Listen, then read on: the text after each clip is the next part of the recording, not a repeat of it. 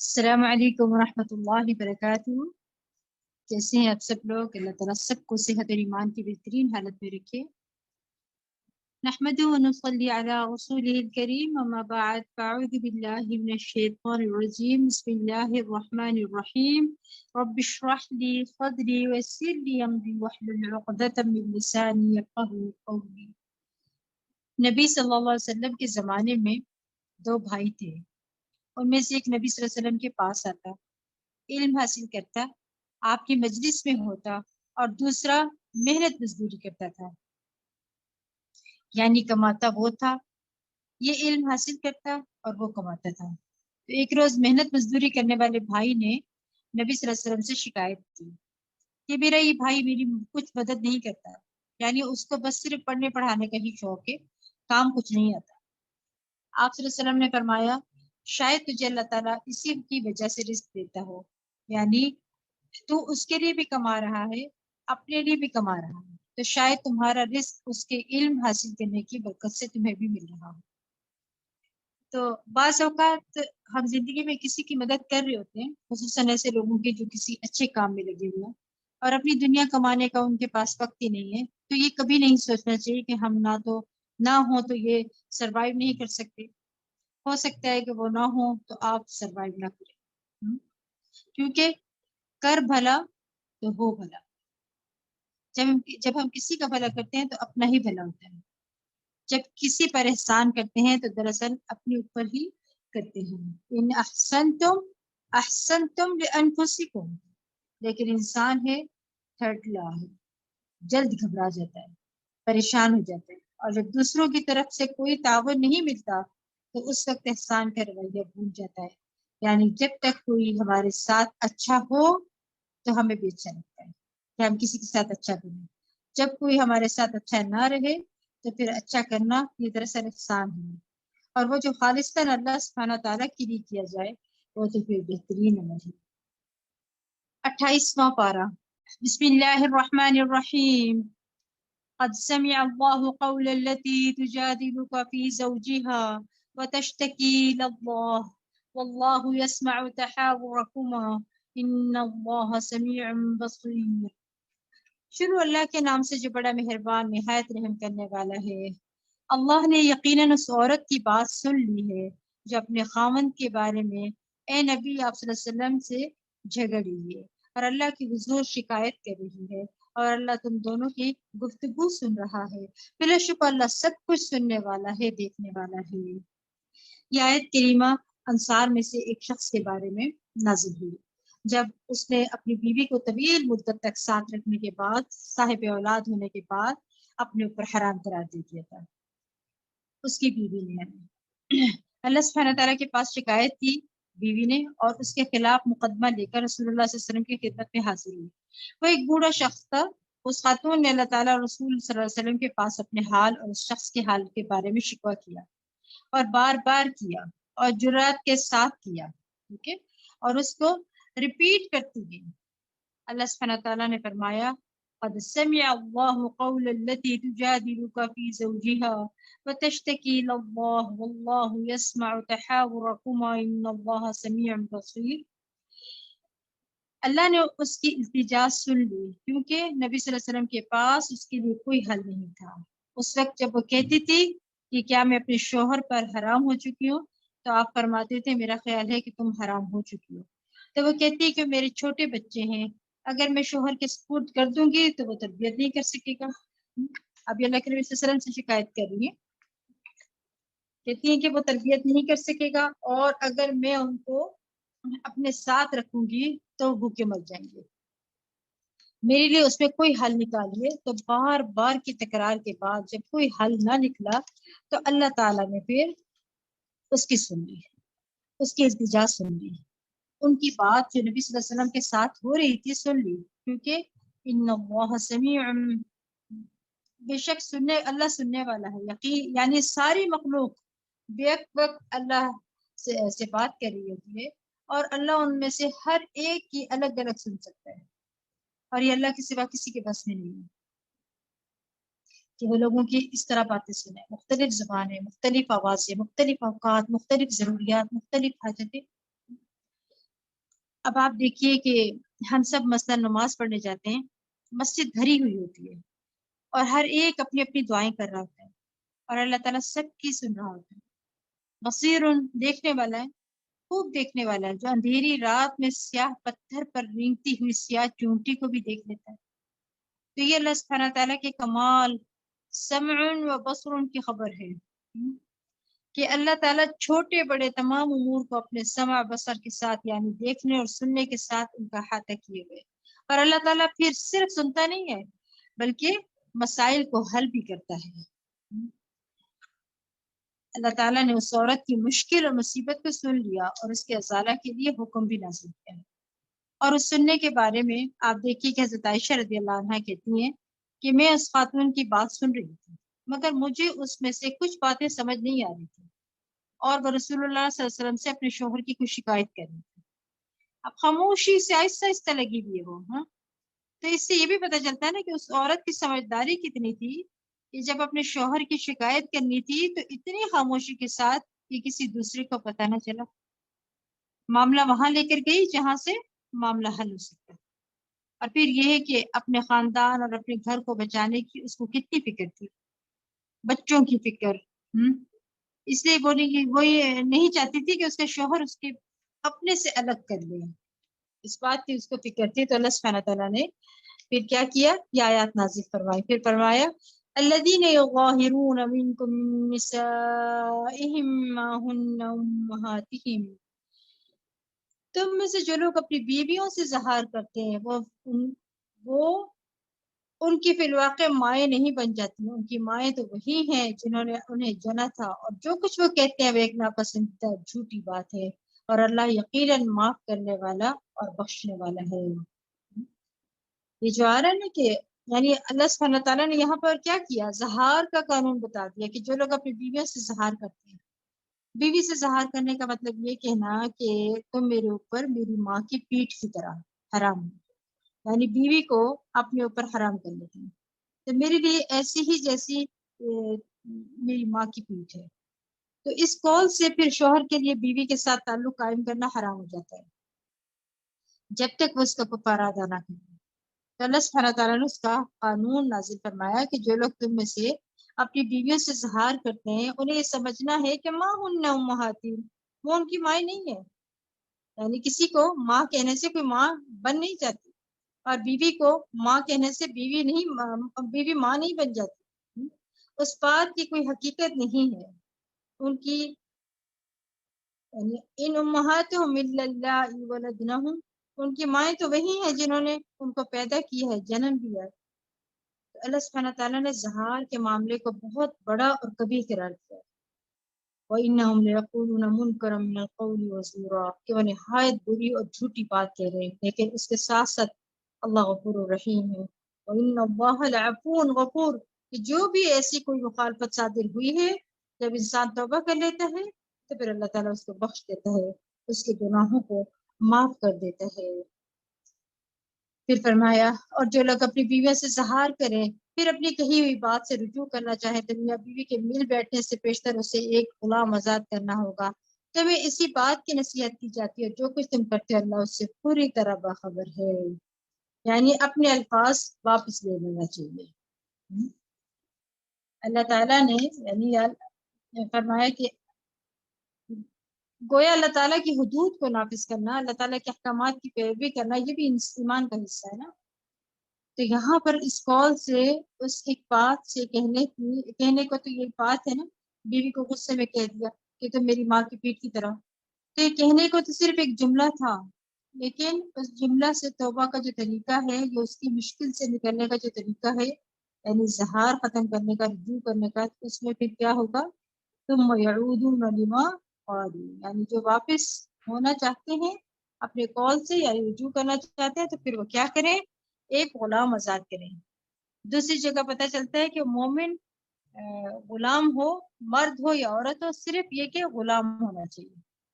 اس سے پہلے کہ وہ ایک دوسرے کو ہاتھ لگائیں، اس سے مراد بیوی سے ہم بستری کرنا ہے، یعنی شوہر پر لازم ہے کہ جب تک وہ غلام آزاد کر کے کفارہ ادا نہ کرے اپنی بیوی سے وہ جمع نہیں کر سکتا تھا جس سے اس نے ظہار کیا تھا. اتنا بڑا ایک طرح سے جرمانہ ڈال کر نصیحت کی جا رہی ہے۔ صرف یہ نہیں ہے کہ زبانی کلامی نصیحت، بلکہ اس مشکل سے نکلنے کے لیے ایک بہت بڑی رقم خرچ کرنی پڑے گی۔ اگر اپنے پاس غلام نہیں تو خرید کے آزاد کرنا ہوگا۔ تو بہرحال اللہ تعالیٰ بندوں کے عمل سے پوری طرح واقف ہے۔ پھر یہ کہ اس زمانے میں تو پھر بھی غلام موجود تھے، لیکن اس کے بعد ہر دور میں تو غلامی نہیں، اور اسلام نے اس کو آہستہ آہستہ ختم بھی کیا ہے۔ پھر فرمایا پھر اگر وہ غلام نہ پائے تو ایک دوسرے کو چھونے سے پہلے وہ 2 ماہ کے مسلسل روزے رکھے، اور جس بات کی قدرت نہ رکھتا وہ 60 مسکینوں کو کھانا کھلائے۔ یہ حکم اس لیے ہے کہ تم اللہ اور اس کے رسول پر ایمان لاؤ، اور یہ اللہ تعالیٰ کے مقرر کردہ ضابطے ہیں، اور انکار کرنے والوں کے لیے دردناک عذاب ہے۔ بلا شبہ جو لوگ اللہ اور اس کے رسول کی مخالفت کرتے ہیں اور اس طرح ذلیل کیے جائیں گے جس طرح ان سے پہلے کے لوگ ذلیل کیے جا چکے ہیں، اور ہم نے واضح احکام نازل کر دی ہیں، اور انکار کرنے والوں کے لیے رسوا کن عذاب ہے۔ یعنی اللہ اور اس کے رسول صلی اللہ علیہ وسلم پر ایمان لانا، ان کا ادب احترام کرنا، ان کی اطاعت کرنا، ان کے اقوال کے آگے سر تسلیم خم کر دینا، یہ ایمان کا تقاضا ہے۔ لیکن اگر کوئی ایسا نہیں کرتا اور انہیں اللہ یا اللہ کے رسول صلی اللہ علیہ وسلم کی باتوں پر کوئی آبجیکشن ہے یا ان کے فیصلوں پر کوئی ناراضگی ہے، تو پھر ایسی صورت میں وہ تیار ہو جائیں کہ اللہ تعالیٰ ان کو ذلت سے دوچار کرے گا۔ جس دن اللہ ان سب کو زندہ کرے گا، اٹھائے گا، تو انہیں بتا دے گا کہ وہ کیا کچھ کر کے آئے ہیں۔ اللہ نے کیا کچھ کر کے آئے ہیں، اللہ نے اس کا پورا ریکارڈ رکھا ہے، جبکہ وہ خود اسے بھول گئے، اور اللہ ہر چیز پر حاضر و ناظر ہے۔ یعنی حقیقت یہ ہے کہ ہم اپنی ہی کہی ہوئی باتوں کو، اپنی ہی سوچی ہوئی چیزوں کو، اپنے ہی خیالات کو خود بھول جاتے ہیں۔ اگر آپ مجھ سے اس وقت ہیں کہ آپ نے آج پہلا جملہ کیا بولا تھا، تو شاید میں بھی نہ بتا سکتی۔ انسان چند لمحوں کے اندر اپنی ہی کہی ہوئی بات کو بھول جاتا ہے۔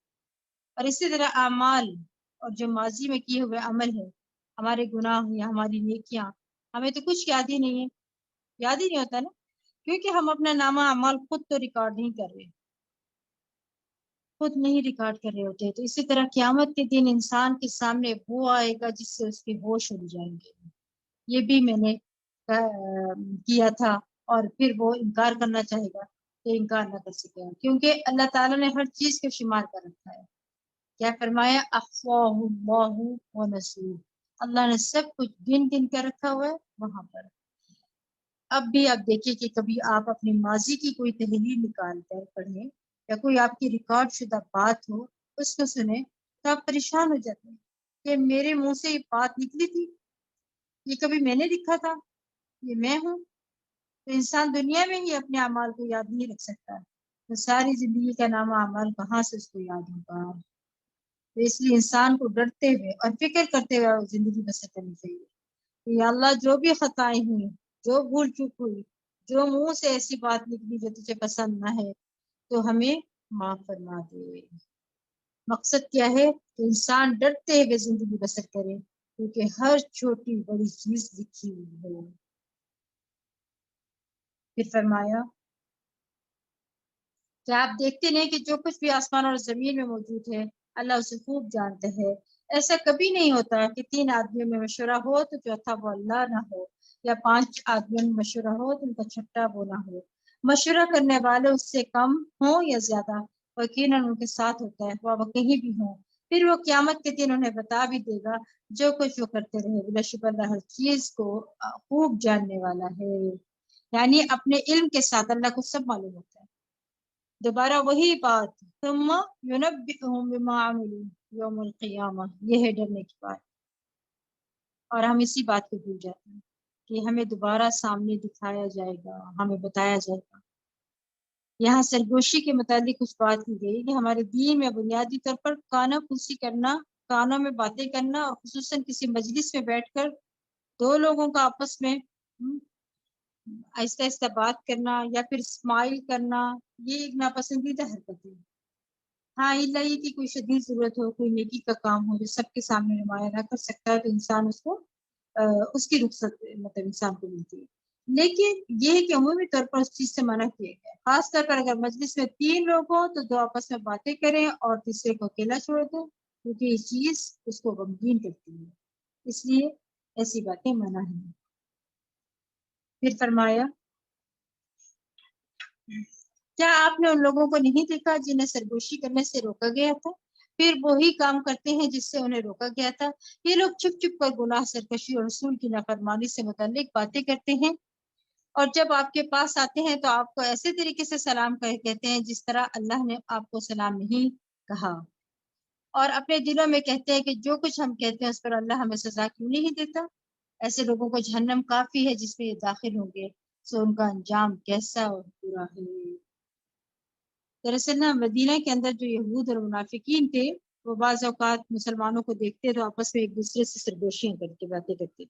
مسلمانوں کو یہ ہوتا تھا کہ شاید یہ کسی آنے والے لشکر یا مسلمانوں پر کسی حملہ وغیرہ سے متعلق کی بات کر رہے تھے، اور اسی طرح مسلمان اپنے دل میں خوف بھی محسوس کرتے تھے۔ تو اللہ سبحانہ تعالیٰ نے ان لوگوں کو جو یہ حرکتیں کر رہے تھے چپکے کان میں بات کر کے مسلمانوں پر ہنستے تھے، اس سے روک دیا۔ یہاں پر خاص طور پر آپ دیکھیں گناہ اور سرکشی تو بہت سے لوگ کرتے ہیں، لیکن یہ باتیں کرنا کہ رسول اللہ صلی اللہ علیہ وسلم کی ہم فلاں بات مانیں گے نہیں، یہ ایک بہت بڑا جرم تھا۔ یعنی یہود خاص طور پر آپ کے مجلسوں میں آ کر آپ کو السلام علیکم کہنے کے بجائے السلام علیکم کہتے ہیں، جس کا مطلب تھا کہ نعوذ باللہ آپ پر موت واقع ہے۔ آج ہمارے معاشرے میں کیا ہوتا ہے؟ السلام علیکم اسی طرح بول رہے تھے نا، وہ کہہ رہا تھا السلام علیکم، سب لوگ کیا تھا السلام علیکم، بچوں کو بھی سکھاتے ہیں، بچوں کو پیار سے بلاتے بیٹا السلام علیکم، ہاں کیا مطلب ہوتا ہے؟ نعوذ باللہ کہ تجھ پر کیا ہو، موت واقع ہو جائے، نعوذ باللہ۔ یعنی ہم پیغمبر کے ساتھ اتنی بڑی بری حرکت کر لیتے ہیں تو ہمارا کچھ نہیں جاتا، تو اس پر اور دلیر بھی ہو جاتے تھے وہ لوگ۔ سلام جو ہے یہ اسلام کی نمایاں خصوصیت ہے، سلام اللہ کا نام بھی ہے، مسلمان کا مسلمان پر حق بھی ہے، یاد رکھیے اس بات کو۔ اور سلام کا سلام ہی جواب مطلب ہونا چاہیے کہ السلام علیکم کے بدلے میں کیا ہے وعلیکم السلام ہونا چاہیے، لیکن یہاں پہ کیا کہا جاتا ہے السلام علیکم، دوسرا بھی السلام علیکم۔ اول تو پہلے سلام کو صحیح نہیں کرتے اور پھر اگر کرتے ہیں تو ایک ہی جیسا کر رہے ہوتے ہیں، حالانکہ یہ سنت کا عمل نہیں ہے۔ کیا کرنا چاہیے؟ سلام کا جواب دینا چاہیے، کیوں کہتا ہے السلام علیکم ورحمۃ اللہ، تو جواب میں کہ وعلیکم السلام ورحمۃ اللہ وبرکاتہ، نہ کہ السلام علیکم السلام علیکم السلام علیکم، اس طرح کی باتیں کر کے نعوذ باللہ ایک دوسرے پر ہلاکتوں کی دعائیں کر لیتے۔ اور مسلمان کی گفتگو کا آغاز سلام ہی سے ہونا چاہیے، سلام میں پہل کرنے والا افضل ہوتا ہے نا، آپ جس کو نہ جانتے ہوں اس کو بھی سلام کریں، اور سلام کے ذریعے انسان خوب نیکیاں بھی کما سکتا ہے، یعنی آپ سلام کرتے ہیں 10 نیکیاں مل جاتی ہیں۔ اور اسی طرح یہ کہ اگر السلام علیکم ورحمۃ اللہ کہتے ہیں تو پھر 20 ہو جاتی ہے، اور اگر برکاتوں کا اضافہ کرتے ہیں تو 30 ہو جاتی ہے، دعا بھی ہو جاتی ہے اور نیکیوں میں بھی اضافہ ہو جاتا ہے۔ سلام میں بخل کرنے والا یعنی دوسروں کو سلام نہ کرنے والا سب سے بڑا بخیل ہے، اور بخیلی جو ہے یہ بدترین عادت ہے، لہٰذا اس سے بچنے کی ضرورت ہے۔ سب کو سلام کریں، اسی لیے ہمارے ملک میں ہمارے معاشرے میں کیا ہے امن سلامتی ختم ہوگی، کیونکہ سلام کا رواج نہیں رہا، اور اب کسی کو آپ سلام کر لیں تو بڑے سوالیہ نظروں سے دیکھتے ہیں کہ کیوں سلام کیا، آپ کون ہے، ہمیں جانتی ہے، سلام کیوں کیا، اس طرح کی نظریں ہوتی ہیں کہ حیرت سے دیکھتے ہیں کہ یہ کون ہے جو ہمیں سلام کرے، سمجھتے نہیں کہ کیا ہے، اسی وجہ سے جو پھر ہر طرف جو ہے پریشانیاں ہیں۔ اللہ سبحانہ تعالیٰ فرماتے ہیں کہ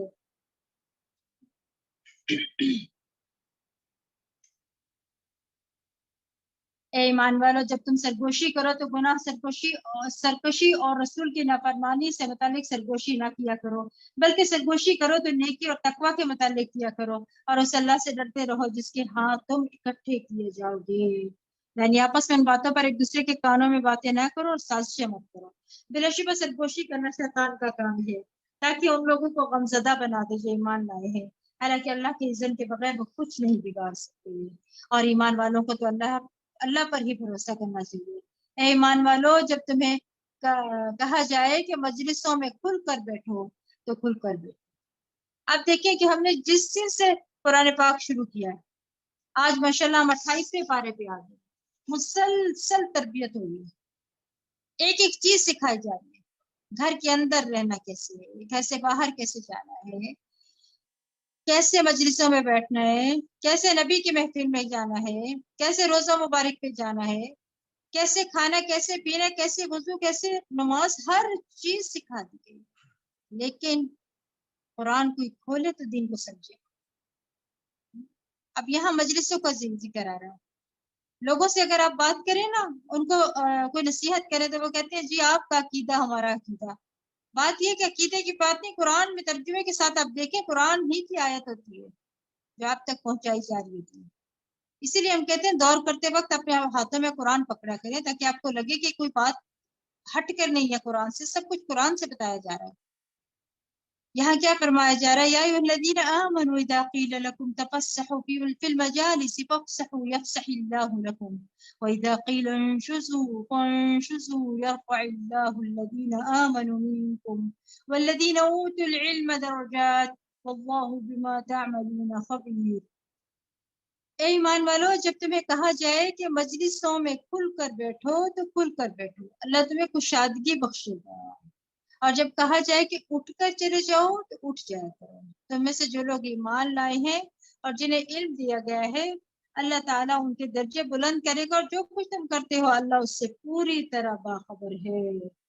اور اس موقع سے فائدہ اٹھاتے ہوئے میں آپ لوگوں سے بھی ریکویسٹ کروں گی کہ جہاں کہیں بھی آپ جائیں کوشش کیا کریں کہ سمٹ کے بیٹھیں، ٹھیک ہے؟ اور کوئی آ جائے تو کیا کرنا ہے، ساتھ والے کو جگہ دیں. اپنے جو لوگ پہنچے بات والوں کو، اب یہ نہیں کہ وہ آ رہے ہیں تو آپ خود پھیل کے بیٹھ جائیں کہ جی وہ آ رہے ہیں، نہ کہ ہماری جگہ پہ آ جائیں. میں نے دیکھا ہے نماز پڑھتے وقت مسجدوں میں بھی ہے، اگر وہ بیٹھے ہوئے سمٹ کے تو دیکھتے ہیں لوگ زیادہ آ گئے تو جلدی جلدی آلتی پلتی بیٹھ جاتے ہیں، اس طرح سے کوئی اور نہ کھڑا ہو جائے ساتھ، بیٹھنا جگہ ہے. لیکن یہاں حکم کیا ہے؟ تفسحوا، کہ سمٹ جاؤ، وسعت کر دیں. اور اس کا فائدہ کیا ہوگا؟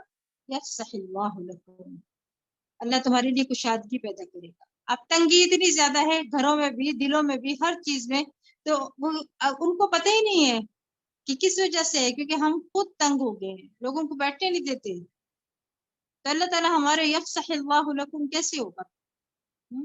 دنیا اور آخرت میں فراخی پیدا کرے گا. یفسح اللہ لکم، رزق میں، مال میں، اولاد میں، قبر میں، جہاں جہاں انسان چاہتا ہے کہ اس کے لیے کوئی جگہ بنا دے، اس کو جگہ مل جائے.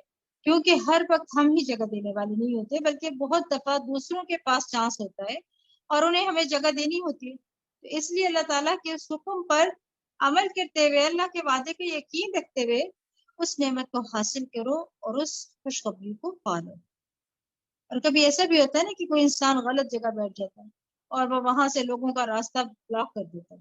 تو ایسے میں جب کہا جائے کہ اٹھ جاؤ، یعنی یہ راستہ ہے یہاں نہ بیٹھو، تو ناراض نہیں ہو، برا نہیں منائے.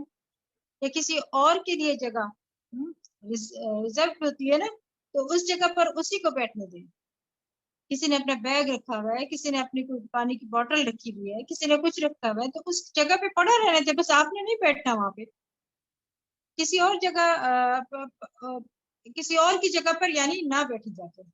ایسی باتوں میں انسان کو دل بڑا کرنا چاہیے. اور فرمایا کہ انسان کی ان باتوں سے عزت میں کمی نہیں ہوتی کہ کسی کو آگے کر دیا یا پیچھے کر دیا یا کھڑا کر دیا، بٹھا دیا یا اس کی جگہ تبدیل کر دی. مجلس کی ضرورت کے تحت جو ہے اس کے حساب سے چلنا چاہیے. اب دیکھیں فائدے کتنے ہیں کہ اللہ تمہارے لیے کشادگی پیدا کرے گا، دنیا اور آخرت میں فراخی پیدا کرے گا، رزق میں، مال میں، اولاد میں، قبر میں. کتنی جگہیں ہیں جہاں پہ فراخی ہوگی، صرف اس وجہ سے کہ آنے والوں کو جگہ دے دیں گے. یہ تبھی ہوتا ہے نا جب قرآن کو ہم نے پڑھا ہوتا ہے اور سمجھا ہوتا ہے، تبھی ایسا کر سکتے ہیں نا. اے ایمان والو، جب تم رسول اللہ صلی اللہ علیہ وسلم رسول اللہ سے سرگوشی کرنا چاہو تو اپنی سرگوشی سے پہلے مساکین کو صدقہ کیا کرو، یہ تمہارے لیے بہتر پاکی ستر بات ہے. ہاں اگر تم صدقہ دینے کے لیے کچھ نہ پاؤ تو بلا شبہ اللہ بخشنے والا، رحم کرنے والا ہے. اور جب آپ جاتے ہیں نا کہیں پہ بھی، مثلا مسجد میں جاتے ہیں، کہیں پہ بھی جاتے ہیں، جہاں آپ کو جگہ ملے نا آپ وہاں پہ بیٹھ جائیں. اس طرح سے نہ کریں کہ میں نے وہاں جا کے بیٹھنا ہے، میری وہ جگہ ہے، میں روز آ کے وہاں بیٹھتی ہوں. ایسے نہیں کرنا چاہیے، اور سکڑ کر سمٹ کر بیٹھ جانا چاہیے. پھر کیا فرمایا؟ کیا تم اس بات سے ڈر گئے کہ اپنے سرگوشی سے پہلے صدقے ادا کرو پھر جب تم نے ایسا نہیں کیا اور اللہ نے بھی تمہیں اس سے معاف کر دیا تو اب نماز قائم کرتے اور زکوٰۃ دیتے رہو اور اللہ اور اس کے رسول کی اطاعت کرو، جو کچھ تم کرتے ہو اللہ اس سے پوری طرح باخبر ہے۔ کیا آپ نے ان لوگوں کو نہیں دیکھا جنہوں نے ایسے لوگوں سے دوستی لگائی جن پر اللہ کا غضب ہوا؟ نہ تو وہ تم میں سے ہیں اور نہ ہی ان میں سے، اور وہ دیدہ دانستہ جھوٹی باتوں پر قسم کھاتے ہیں۔ اللہ نے ان کے لیے سخت عذاب تیار کر رکھا ہے، بلاشبہ جو کچھ یہ کر رہے ہیں بہت برا ہے۔ انہوں نے اپنی قسموں کو ڈھال بنا رکھا ہے جس کی آڑ میں وہ لوگوں کو اللہ کی راہ سے روکتے ہیں، لہٰذا ان کے لیے رسوا کن عذاب ہوگا۔ اللہ کے سامنے نہ ان کے مال کچھ کام آئیں گے اور نہ اولاد، یہی لوگ اہل دوزخ ہیں جس میں وہ ہمیشہ رہیں گے۔ جس دن اللہ ان سب کو اٹھائے گا تو اس کے سامنے بھی ایسے ہی قسمیں کھائیں گے جیسے تمہارے سامنے کھاتے ہیں، اور یہ سمجھیں گے کہ اس طرح ان کا کچھ کام بن جائے گا۔ سن لو یہی جھوٹے لوگ ہیں، شیطان ان پر مسلط ہو گیا ہے جس نے انہیں اللہ کا ذکر بھلا دیا ہے، یہی لوگ شیطان کی پارٹی ہے۔ سن لو شیطان کی پارٹی کے لوگ ہی خسارہ اٹھانے والے ہیں۔ یاد رکھیے کہ غفلت جو ہے شیطان کی طرف سے ہوتی ہے، انسان کا اپنا قصور بھی ہوتا ہے، یعنی نسیان جو ہوتا ہے وہ تو قدرتی سی بات ہے، لیکن غفلت میں انسان کا اپنا قصور بھی ہوتا ہے۔ تو یہاں پر غفلت کی وجہ سے شیطان مسلط ہے، اور جب شیطان مسلط ہو جاتا ہے تو پھر وہ اللہ کا ذکر بھلواتا ہے۔ اس لیے ہمیں کیا کرنا چاہیے؟ ہمیشہ چکنا رہنا چاہیے۔ جو لوگ اللہ اور اس کے رسول کی مخالفت کرتے ہیں یقیناً یہی لوگ زمین ترین ہے۔ اللہ اکبر، بہت ڈرنے کی بات ہے۔ اللہ تعالیٰ کی مخالفت اور اللہ کے رسول کی مخالفت یعنی ان کی بات کے آگے اپنی عقل کی تعویلیں پیش کرنا، ان باتوں کو ٹویسٹ کر دینا، ان باتوں کا کوئی منمانا مطلب نکال دینا، یا ان باتوں کو کہنا کہ یہ تو کوئی بہت پرانی باتیں اور آج کے دور میں نہیں چلتی، ان سب چیزوں سے ڈرنا چاہیے، کیونکہ اللہ سبحانہ تعالیٰ نے جس کو اپنا رسول بنا کر بھیجا، اس پر اعتماد کیا تو اس نے جو کچھ کہا وہ سچ صحیح ثابت ہو گیا، اور اس کو نہ ماننا یہ ایک بہت بڑی علمی خیانت بھی ہوتی ہے اور اللہ تعالیٰ کی ناراضگی کا باعث بھی بنتی ہے، اور یہاں پر بار بار ذلت کی بات کی گئی ہے۔ فرمایا جو لوگ اللہ اور اس کے رسول کی مخالفت کرتے ہیں یقیناً یہی لوگ ذلیل ہیں۔ اللہ نے لکھ رکھا ہے کہ میں اور میرے رسول ہی غالب رہیں گے، بلاشبہ اللہ بڑا زور آور و غالب ہے۔ جو لوگ اللہ اور آخرت کے دن پر یقین رکھتے ہیں آپ کبھی انہیں ایسا نہ پائیں گے کہ ایسے لوگوں سے دوستی لگائے جو اللہ اور اس کے رسول کی مخالفت کرتے ہیں، خواہ وہ ان کے باپ ہوں یا بیٹے ہوں یا بھائی یا کنبہ والے ہوں، یہی لوگ ہیں جن کے دلوں میں اللہ نے ایمان سب کر دیا ہے اور اپنی طرف سے ایک روح کے ذریعے انہیں قوت بخشی ہے۔ اللہ انہیں ایسے باغوں میں داخل کرے گا جن کے نیچے نہریں بہہ رہی ہوں گی، وہ ان میں ہمیشہ رہیں گے۔ اللہ ان سے راضی ہو گیا، وہ اس سے راضی ہو گئے۔ رضی اللہ عنہم ورضوا عنہ اولئک حزب اللہ الا ان حزب اللہ هم المفلحون۔ اللہ ان سے راضی ہو گیا اور وہ اس سے راضی ہوئے، یہی اللہ کی پارٹی ہے۔ سن لو اللہ کی پارٹی کے لوگ ہی فلاح پانے والے ہیں، یعنی ایسے لوگ دوستی کے قابل بھی نہیں، ان کی صحبت اختیار نہیں کرنی چاہیے، کیونکہ اس سے انسان کے اندر بگاڑ آنے کا اندیشہ ہوتا ہے۔ قریبی خونی رشتہ دار کیوں نہ ہو، یعنی خون رشتہ دار بھی ہوں، اپنے ہی فیملی رشتہ دار جو ہے، جب ملے تو خاندان ہی کی کوئی پارٹی دعوت ہو تو وہاں اس طرح کوئی بھی دین کا مذاق اڑانے لگے تو وہاں سے کیا کرنا چاہیے؟ ہٹ جانا چاہیے، وہاں سے چلے جانا چاہیے، ٹھیک ہے؟ اپنی ناراضگی کا اظہار بھی کرنا چاہیے، یہ نہیں کہ بدتمیزی شروع کر دیں، بد اخلاقی کا مظاہرہ کریں، لیکن یہ ضرور بتا دیں کہ چاہے آپ بھائی ہیں، چاہے آپ میرے باپ ہیں یا کوئی بھی ہے، اللہ کے رسول اس سے آگے نہیں، اس اللہ کا دین اس سے اوپر ہے، اس معاملے میں کوئی بھی جو ہے کمپرومائز نہیں کرنا کسی کے ساتھ بھی، اللہ کے رسول کی بات اوپر، اللہ کا دین اس سے اوپر، ٹھیک ہے؟ تو یعنی جو ایسے موقع پر اپنے اس طرح کی باتیں دکھاتے ہیں، اپنی ناراضگی کا اظہار کرتے ہیں، یہ ایمان کی علامت ہے۔ کہتے ہیں کہ جو کچھ بھی آپ کر رہے ہیں یہ غلط ہے، آپ اگر یہ بات کرتے ہیں تو کس چیز کی علامت ہے؟ ایمان کی علامت ہے نا کہ آپ کسی کو روکتے ہیں۔ یعنی اس وقت انسان گھبرا رہا ہوتا ہے کہ یہ تو بڑے ہیں، یہ بزرگ ہیں، یہ انکل ہیں، یہ فلاں ہیں، بڑے بڑے پڑھے لکھے ہیں، یہ تو بڑے قابل ہیں، یہ بڑے ذہین ہیں۔ بعض اوقات میں ذہین لوگوں سے ہی ایسی چیزیں ہو رہی ہوتی ہیں، اسی لیے گھبرانا نہیں چاہیے اور اچھے انداز کے ساتھ بات کر دینی چاہیے۔ سورۃ الحشر بسم اللہ الرحمن الرحیم سبح للہ ما فی السماوات وما فی الارض وهو العزیز الحکیم. شروع اللہ کے نام سے جو بڑا مہربان نہایت رحم والا ہے. آسمان اور زمین میں موجود تمام مخلوق اللہ کی تسبیح کر رہی ہے اور وہی غالب اور حکمت والا ہے. اللہ کی تمام مخلوق تسبیح کر رہی ہے، کیونکہ ہم تسبیح نہ کریں گے. آئیے ہم بھی پڑھتے ہیں سبحان اللہ و بحمدہ سبحان اللہ العظیم. تسبیح کی اہمیت تقریباً ہر پارے میں کسی نہ کسی طرح بیان ہوئی ہے. اب تک ہمیں تسبیح کرنے کی عادت ہو جانی چاہیے. تسبیح تمام مخلوق کے رزق کی کنجی بھی ہے. تسبیح کرنا صدقہ ہے. ایک بار تسبیح کرنے سے زمین و آسمان بھر جاتے ہیں. 100 بار سبحان اللہ کہنا سورج طلوع ہونے اور غروب ہونے سے پہلے 100 اونٹوں سے افضل ہے. تسبیح کرنے سے جنت میں درخت لگتے ہیں. آپ صلی اللہ علیہ وسلم سونے سے پہلے مسلسل تسبیح کیا کرتے تھے. بنو نذیر آپ دیکھیں یہاں پر کتنی تسبیحات کے فائدے ہمیں نظر آ رہے ہیں. ہمیں کیا کرنا ہے؟ اللہ کی ہمیشہ بڑائی بیان کرنی ہے اور اللہ کی تسبیحات کا ذکر کرتے رہیں. پھر فرمایا وہی تو ہے جس نے پہلے ہی حملے میں اہل کتاب کافروں کو ان کے گھروں سے نکال باہر کیا. تمہیں یہ خیال بھی نہ تھا کہ وہ اپنے گھروں سے نکل جائیں گے، اور وہ یہ یقین کیے بیٹھے تھے کہ ان کے قلعے انہیں اللہ کی گرفت سے بچا لیں گے، مگر اللہ نے ایسے رخ سے انہیں آ لیا جس کا انہیں خواب و خیال بھی نہ تھا، اور ان کے دلوں میں ایسا رعب ڈال دیا کہ وہ خود ہی اپنے گھروں کو برباد کرنے لگے اور مسلمانوں کے ہاتھوں بھی کروانے لگے. بس اہل بصیرت عبرت حاصل کرو. اور اگر اللہ نے ان کے حق میں جلاوطنی نہ لکھی ہوتی تو انہیں دنیا میں ہی سخت سزا دے دیتا، اور آخرت میں ان کے لیے آگ کا عذاب ہے. یہ اس لیے ہوا کہ انہوں نے اللہ اور اس کے رسول کی مخالفت کی. تو اس سے کیا سمجھ آتا ہے؟ دنیا میں عذاب اس لیے آتا ہے جب بندہ اللہ اور اس کے رسول کی مخالفت کرتا ہے. اور جو اللہ کی مخالفت کرے تو اللہ انہیں سزا دینے میں بہت سخت ہے. تم نے کھجور کے جو بھی درخت کاٹے یا انہیں اپنی جڑوں پر قائم رہنے دیا، یہ سب کچھ اللہ ہی کا حکم تھا، اور یہ اس لیے ہوا کہ اللہ فاسقوں کو رسوا کرے. اور ان یہودیوں کے اموال سے جو کچھ اللہ نے ان سے اپنے رسول کو مفت میں دلا دیا، جس کے لیے نہ تم نے گھوڑے دوڑائے تھے اور نہ اونٹ، اس میں تمہارا کوئی حق نہیں، بلکہ اللہ ہی اپنے رسولوں کو جس پر چاہتا مسلط کر دیتا ہے. اللہ ہر چیز پر قادر ہے. اللہ ان دیہات والوں سے جو مال بھی اپنے رسول کو مفت میں دلا دے، وہ مال اللہ رسول قرابت والوں، یتیموں، مسکینوں اور مسافروں کے لیے ہے، تاکہ وہ مال تمہارے دولت مندوں ہی کے درمیان گردش نہ کرتا رہے.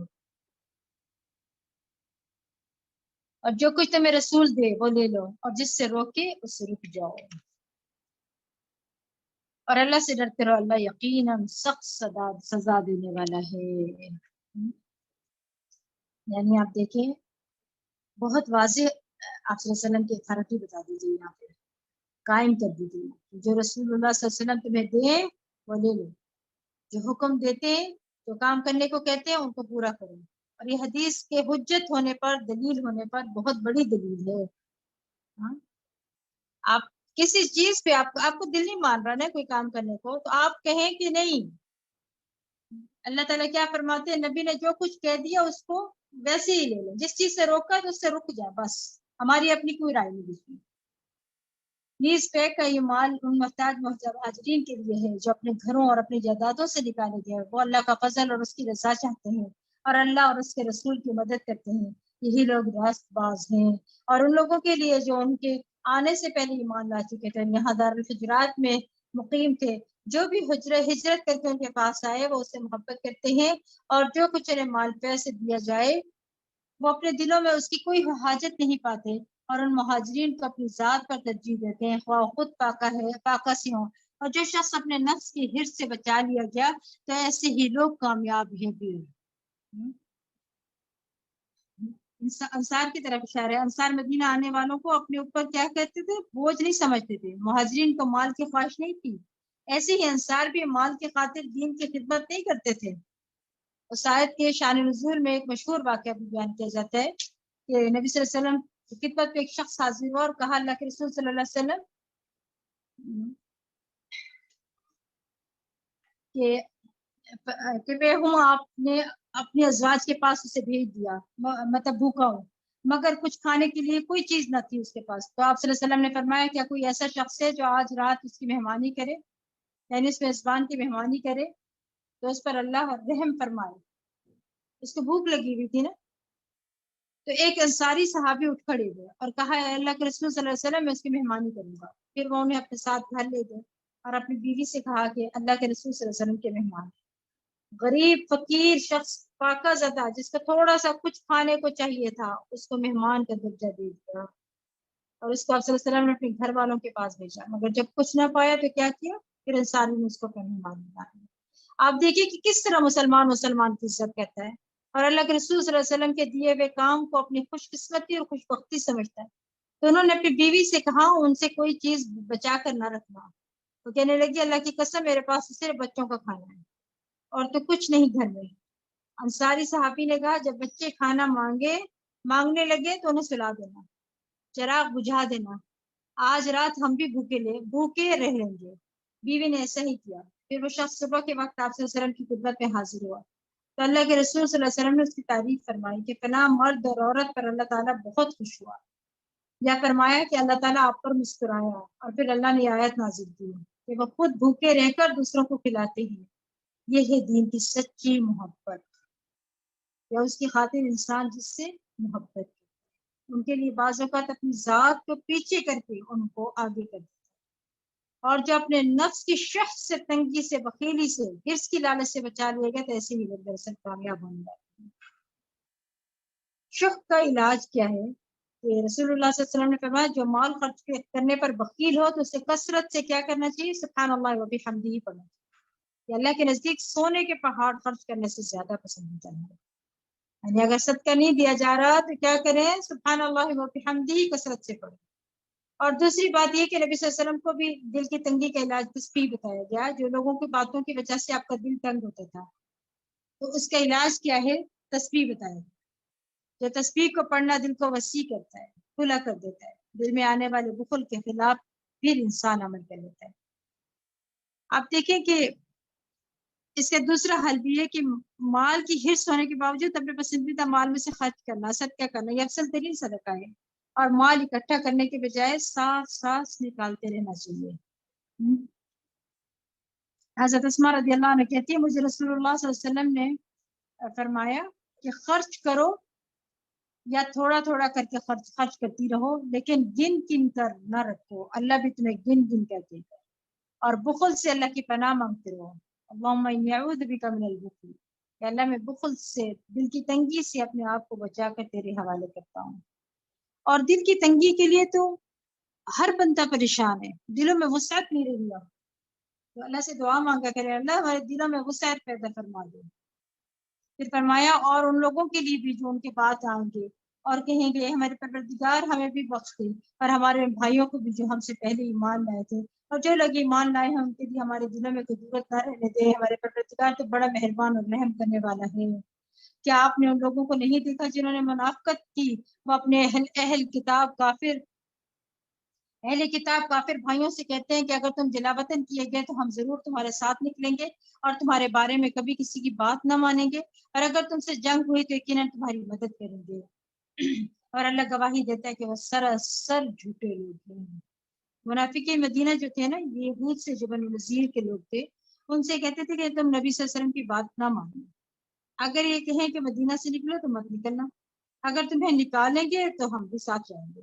کسی سے مراد نبی صلی اللہ علیہ وسلم ہے.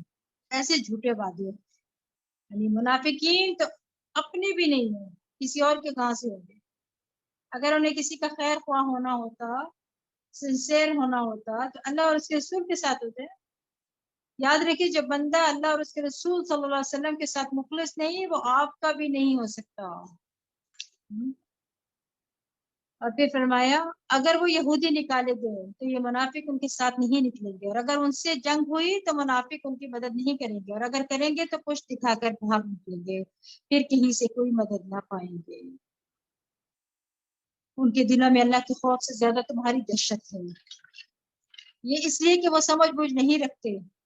یہ اکٹھے ہو کر تو مسلمانوں سے جنگ نہیں کریں گے، اللہ یہ کہ قلعہ بند بستیوں میں بیٹھ کر دیواروں کے پیچھے چھپ کر جنگ کرے ان کی آپس میں شدید مخالفت ہے، آپ انہیں متحد سمجھتے ہیں، حالانکہ ان کے دل پھٹے ہوئے ہیں، یہ اس لیے کہ یہ لوگ بے عقل ہیں، آپس میں بھی ایک نہیں لڑے ہوئے۔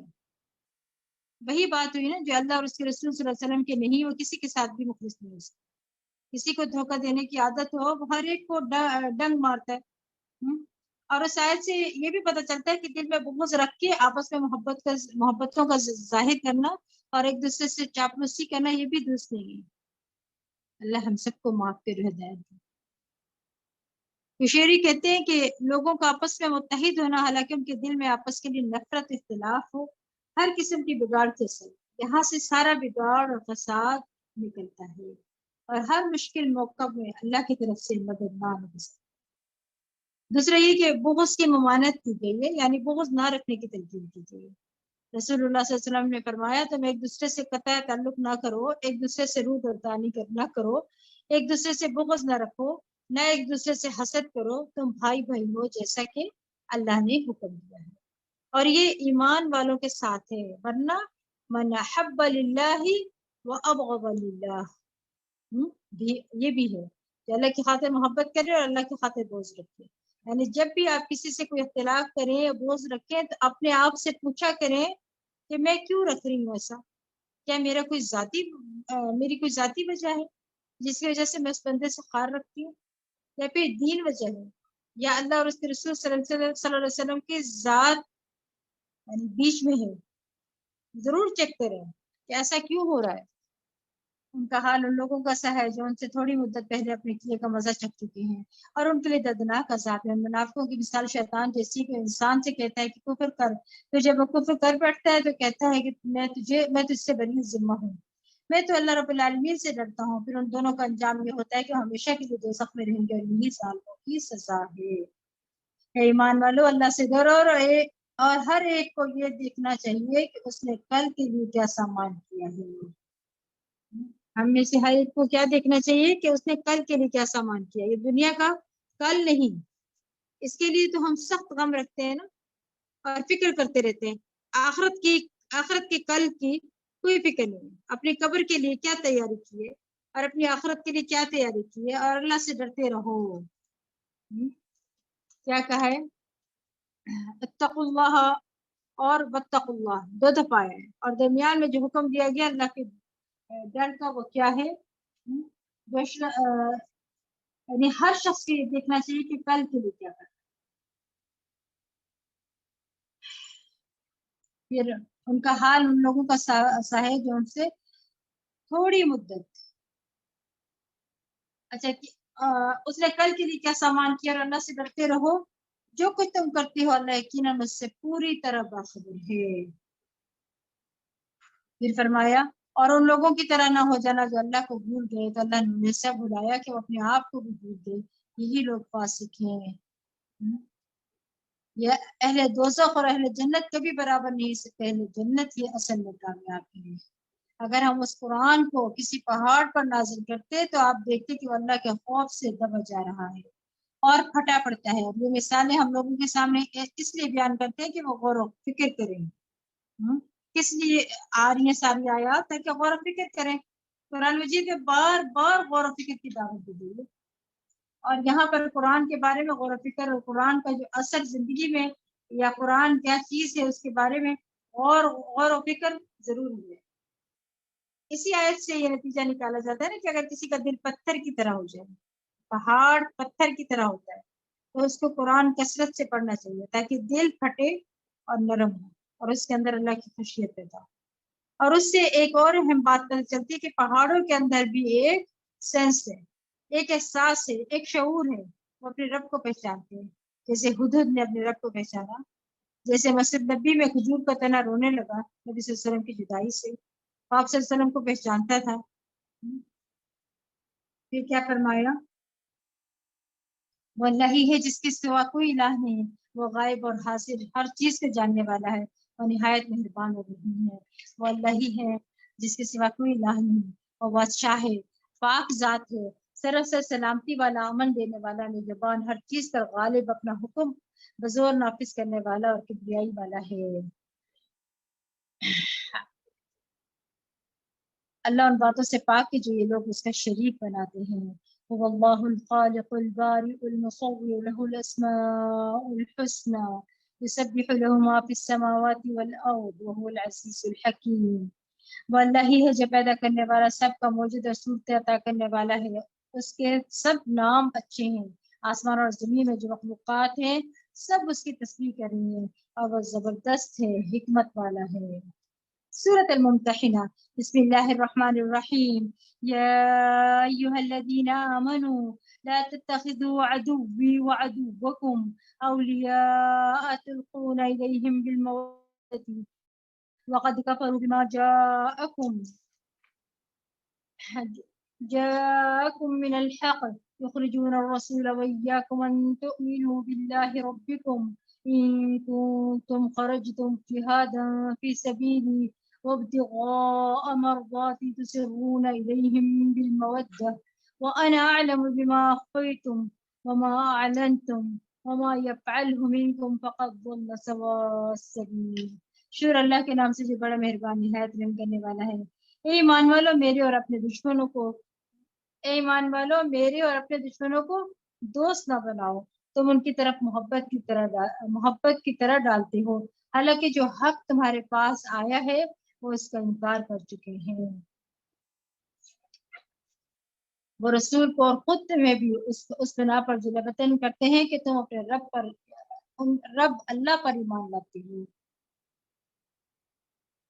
اب اگر تم برائے فتح مکہ میری راہ میں جہاد اور میری رضا جوئی کی خاطر نکلے ہو تو خفیہ طور پر میں دوستی کا نام اور پیام پیش بھیجتے ہو، حالانکہ جو کچھ تم چھپاتے ہو یا ظاہر کرتے ہو میں اسے خوب جانتا ہوں، اور تم سے بھی ایسا کام کرے وہ سیدھی راہ سے بھٹک گیا.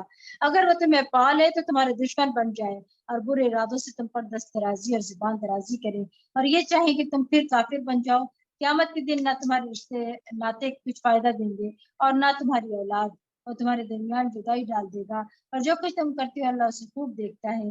تمہارے لیے ابراہیم اور اس کے ساتھیوں میں ایک اچھا نمونہ ہے، جبکہ انہوں نے اپنی قوم سے صاف کہہ دیا کہ ہم تم سے قطعی بیزار ہیں، اور ان سے بھی جنہیں تم اللہ کو چھوڑ کر پوچھتے ہو. ہم تمہارے دین کے منکر ہیں، اور ہمارے اور تمہارے درمیان ہمیشہ ہمیشہ کی دشمنی اور بیر پیدا ہو چکا ہے تاکہ تم اللہ اکیلے پر ایمان لے آؤ. مگر ابراہیم کا اپنے باپ سے یہ کہنا اس سے مستثنا ہے کہ میں تیرے لیے اللہ سے معافی کی درخواست کروں گا، حالانکہ میں تیرے لیے اللہ کے سامنے کچھ بھی اختیار نہیں رکھتا. اے ہمارے پروردگار، ہم نے تجھ پر بھروسہ کیا اور تیری طرف ہی رجوع کیا، سو کیا اور تیری طرف ہی ہمیں لوٹنا ہے. اے ہمارے پروردگار، ہمیں کافروں کے مظالم کا تختہ مشق نہ بنانا، اور اے ہمارے رب ہمیں معاف فرما دے. یہ خوبصورت دعا ہے. پھر کیا فرمایا کہ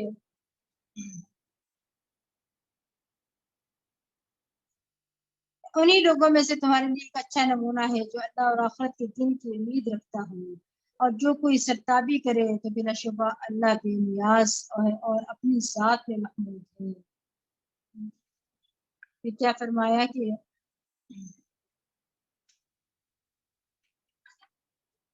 کچھ بعید نہیں کہ اللہ تمہارے ان لوگوں کے درمیان دوستی پیدا کر دے جن سے تم عداوت رکھتے ہو، اور اللہ بڑی قدرتوں والا ہے، بہت بہت بخشنے والا ہے، رحم کرنے والا ہے. اللہ تمہیں ان لوگوں سے منع نہیں کرتا جو نہ تم سے دین کے بارے میں لڑے اور نہ ہی تمہیں تمہارے گھروں سے نکالا، اس بات سے کہ تم ان سے بھلائی کرو اور ان کے حق میں انصاف کرو. اللہ تو یقیناً انصاف کرنے والوں کو پسند کرتا ہے. اللہ تو تمہیں صرف ان لوگوں سے منع کرتا ہے جنہوں نے دین کے بارے میں تم سے لڑائی کی اور تمہیں تمہارے گھروں سے نکالا اور تمہارے نکالنے میں ایک دوسرے کی مدد کی اس بات سے کہ تم انہیں دوست بناؤ، اور جو انہیں دوست بنائے تو ایسے لوگ ظالم ہیں. اے ایمان والو، جب تمہارے پاس مومن عورتیں ہجرت کر کے آئیں تو ان کی جانچ پڑتال کر لیا کرو، اللہ ان کے ایمان کو خوب جانتا ہے. پھر اگر تمہیں یہ معلوم ہو کہ واقعی مومن ہے تو انہیں کافروں کی طرف واپس نہ کرو. ایسی عورتیں ان کافروں کے لیے حلال نہیں اور نہ ہی وہ ان عورتوں کے لیے حلال ہیں، اور کافروں نے جو کچھ ایسی مومن عورتوں پر خرچ کیا ہوا انہیں دے دو، اور ان سے نکاح کر لینے میں تم پر کچھ گناہ نہیں، جبکہ تم انہیں ان کے حق مہر ادا کر دو. اور تم خود بھی کافر عورتوں کو اپنے نکاح میں نہ رکھو، اور جو کچھ تم نے ان پر خرچ کیا ہے وہ ان کافروں سے مانگ لو، اور جو مہر کافروں نے اپنی اس مسلمان بیویوں کو دیے تھے وہ ان مسلمانوں سے مانگ لے، یہ اللہ کا حکم ہے جو تمہارے درمیان فیصلہ کرتا ہے، اور اللہ سب کچھ جاننے والا ہے، دانا ہے۔ اور اگر تمہاری کافر بیویوں کے مہروں میں سے تمہیں کفار سے کچھ نہ ملے، پھر تم نے کفار کا تعاقب کر کے مال غنیمت حاصل کیا، تو اس مال میں سے ان مسلمانوں کو ان کی کافر بیویوں کے حق مہر کے برابر مال دے دو جو انہوں نے خرچ کیا تھا، اور اس سے اللہ سے ڈرتے رہو جس کا تم ایمان رکھتے ہو۔ اے نبی، جب تمہارے پاس مومن عورتیں ان امور پر بیعت کرنے آئیں کہ وہ اللہ کے ساتھ کس چیز کو شریک نہ بنائے، کسی چیز کو شریک نہ بنائیں گی، نہ چوری کریں گی، نہ زنا کریں گی، نہ اپنی اولاد کو قتل کریں گی، اپنے ہاتھ اور پاؤں کے آگے کوئی بہتان گھڑ کر نہ لائے گی، اور کسی نیک عمل میں آپ کی نافرمانی نہ کریں گی، تو آپ ان سے بیعت کر لیجئے اور ان کے لیے اللہ سے معافی مانگیے۔ اللہ تعالیٰ یقیناً بخشنے والا ہے اور رحم کرنے والا ہے۔ اے ایمان والو، ایسے لوگوں کو تو دوست نہ بناؤ جن پر اللہ کا غضب ہوا، وہ تو آخرت سے ایسے ہی مایوس ہیں جیسے کافر اہل قبور سے مایوس ہیں۔ سورۃ الصف، یہ بھی بہت خوبصورت اور بہت ہی تربیتی سورہ ہے۔ بسم اللہ الرحمن الرحیم، سبح للہ ما فی السماوات والارض،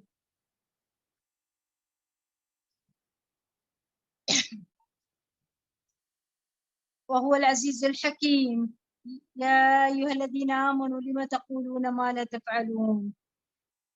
شروع اللہ کے نام سے جو بڑا مہربان نہایت رحم کرنے والا ہے۔ آسمان اور زمین میں جو مخلوقات ہے اللہ کی تسبیح کر رہی ہے، وہ غالب ہے، دانا ہے۔ ہر چیز اللہ تعالیٰ کی تسبیح کر رہی ہے، کیا آپ نہیں کریں گے؟ سبحان اللہ و بحمدہ، سبحان اللہ العظیم۔ اے ایمان والو، ایسی بات کیوں کہتے ہو جو تم کرتے نہیں؟ یعنی قول و فعل کا تضاد سخت ناپسندیدہ ہے۔ نااہل لوگوں کی علامت کے دوسروں کو نیکی کا حکم دینا اور خود عمل نہ کرنا، دوسروں کو جھوٹی امیدیں دلانا اور وعدے پورے نہ کرنا، کہ اللہ تو ہمیں ان لوگوں میں شامل نہ فرمانا۔ اللہ کے ہاں یہ سخت ناپسندیدہ بات ہے کہ تم ایسی بات کہو جو تم کرتے نہیں۔ رسول اللہ صلی اللہ علیہ وسلم نے فرمایا، میں نے معراج کی رات کچھ لوگوں کو دیکھا کہ ان کے ہونٹ آگ کی کینچوں سے کاٹے جا رہے تھے، جب بھی وہ کاٹے جاتے پھر ٹھیک ہو جاتے۔ میں نے پوچھا، اے جبرائیل، یہ کون لوگ ہیں؟ آپ کو معلوم ہے کہ سینسیٹیو ہوتی ہے نا یہ اسکن، ہونٹ کی جو ہوتی ہے۔ انہوں نے کہا یہ آپ کی امت کے خطیب ہیں جو بات کہتے ہیں جو خود نہیں کرتے، اوروں کو بتاتے تھے خود عمل نہیں کرتے، جو اللہ کی کتاب کو پڑھتے لیکن اس پر عمل نہیں کرتے، ان کے قول و فعل میں تضاد تھا۔ اسی طرح قول و فعل میں تضاد والے جہنم میں کیا حال ہوگا اس کے بارے میں رسول اللہ صلی اللہ علیہ وسلم نے فرمایا، قیامت کے دن ایک شخص لایا جائے گا اور جہنم میں ڈالا جائے گا، پھر اس کی آگ میں آنتے باہر نکل آئیں گے، اور وہ شخص اس طرح چکر لگائے گا جیسے گدھا چکی پر گردش کرتا ہے۔ جہنم میں ڈالے جانے والے اس کے قریب آ کر جمع ہو جائیں گے، کہیں گے، اے فلاں، تمہاری کیا حالت ہے؟ کیا تم ہمیں اچھے کام کرنے کے لیے نہیں کہتے تھے اور تم ہمیں برے کاموں سے روکتے نہیں تھے؟ وہ کہے گا، ہاں، میں تمہیں اچھے کاموں کا کہتا تھا لیکن خود نہیں کرتا تھا، برے کاموں سے تمہیں روکتا تھا اور خود نہیں کرتا تھا۔ اللہم لا تجعلنا منہم۔ اس سے حد تلوسہ بچنے کی کوشش کرنی چاہیے، انسان سوچ کر بات کرے، جو کہے پھر اس پر عمل بھی کرے۔ اللہ یقیناً ان لوگوں کو پسند کرتا ہے جو اس کی راہ میں سب پستہ ہو کر لڑتے ہیں، جیسے کہ وہ ایک سیسا پلائی ہوئی دیوار ہے۔ سب کی اہمیت پیچھے بھی گزر چکی ہے نا سورۃ الصافات میں، اور یہاں پوری سورت کا نام ہی صف ہے، یعنی فرشتوں کی بھی صفیں ہیں، اور فرشتے بہترین طریقے سے صفیں بناتے ہیں۔ پرندوں کی بھی صفت بیان کی گئی، وَالطَّيْرُ صَافَّاتٍ، قیامت کے دن مخلوق بھی صفوں کی شکل میں حاضر ہوگی۔ جنتی بھی جنت کے اندر جب داخل ہوں گے تو اہل جنت کی 120 صفیں ہوں گی، اور ان میں سے 180 امت محمد صلی اللہ علیہ وسلم کی ہوں گی۔ نبی صلی اللہ علیہ وسلم نے فرمایا، اس ذات کی قسم جس کے ہاتھ میں محمد صلی اللہ علیہ وسلم کی جان ہے، اللہ کے راستے میں ایک صبح یا شام نکلنا دنیا ما فیہا سے بہتر ہے، اور تم میں صف میں کھڑے ہونا یعنی جہاد کے لیے یا کسی بھی کام کے آرگنائز طریقے سے کرتے ہوئے 60 साल की नमाज से लेकर, यानी 60 साल बगैर सब के नमाजें पढ़ो, इससे बेहतर है सब बनाकर प्रॉपर तरीके से पढ़ो, तो वो कहीं ज्यादा बेहतर है इससे। और नमाज का हुस्न सबकी दुरुस्तगी, और सबकी दुरुस्तगी पर दिलों की दुरुस्ती के इंसार है ना, उसमें दो चीजें हैं, एक तो गैप्स फिल करें, दूसरा आगे पीछे नहीं होना चाहिए। एक एक सब में खड़े होते हैं, क्योंकि जरा ज्यादा लोग इकट्ठे हो जाते हैं सब के अंदर, अब वो तंगी शुरू हो गई है। अब वो क्या होता है, हर बंदा कहता है मैं खुला होके खड़ा हूँ, कोई तो पीछे को होके खड़ा हो जाता है, कोई थोड़ा सा आगे होके खड़ा हो जाता है। बेशक यानी आप समझ लीजिए एक फिंगर का ही फासला होता है, हाँ, इतना थोड़ा सा आगे पीछे हो जाते हैं, इससे मना किया जा रहा है। यानी कंधे से कंधा मिला होना चाहिए, ये नहीं कि एक बंदा आगे को निकल के खड़ा है और दूसरा पीछे को, जिग जैग की शक्ल में किताब बनी हुई है, ये भी दुरुस्त नहीं है ना। नबी सल्लल्लाहु अलैहि वसल्लम ने फरमाया इस कदम से ज्यादा किसी कदम पर अजर नहीं है जो सबके शिगाफ को पूरा करने के लिए उठाया जाता है, उसे सीधा करता है। यानी एक कदम आप जब उठाकर आगे या पीछे करते हैं तो सबसे पसंदीदा कदम है। बस दीन की समझ नहीं है ना, अगर कुरान और हदीस का समझे तो हमें पता चले, फिर हम अपने अमल में भी लेकर आए। आली सफों में शैतान घुसता है, यानी गैप्स के अंदर, और फिर तो वो दिलों में खूब खूब वसवसा फिर डालता है ना। इसी तरह दो सफों के बीच में गैप्स भी बड़ा नहीं होना चाहिए, सफे मिली हुई होनी चाहिए।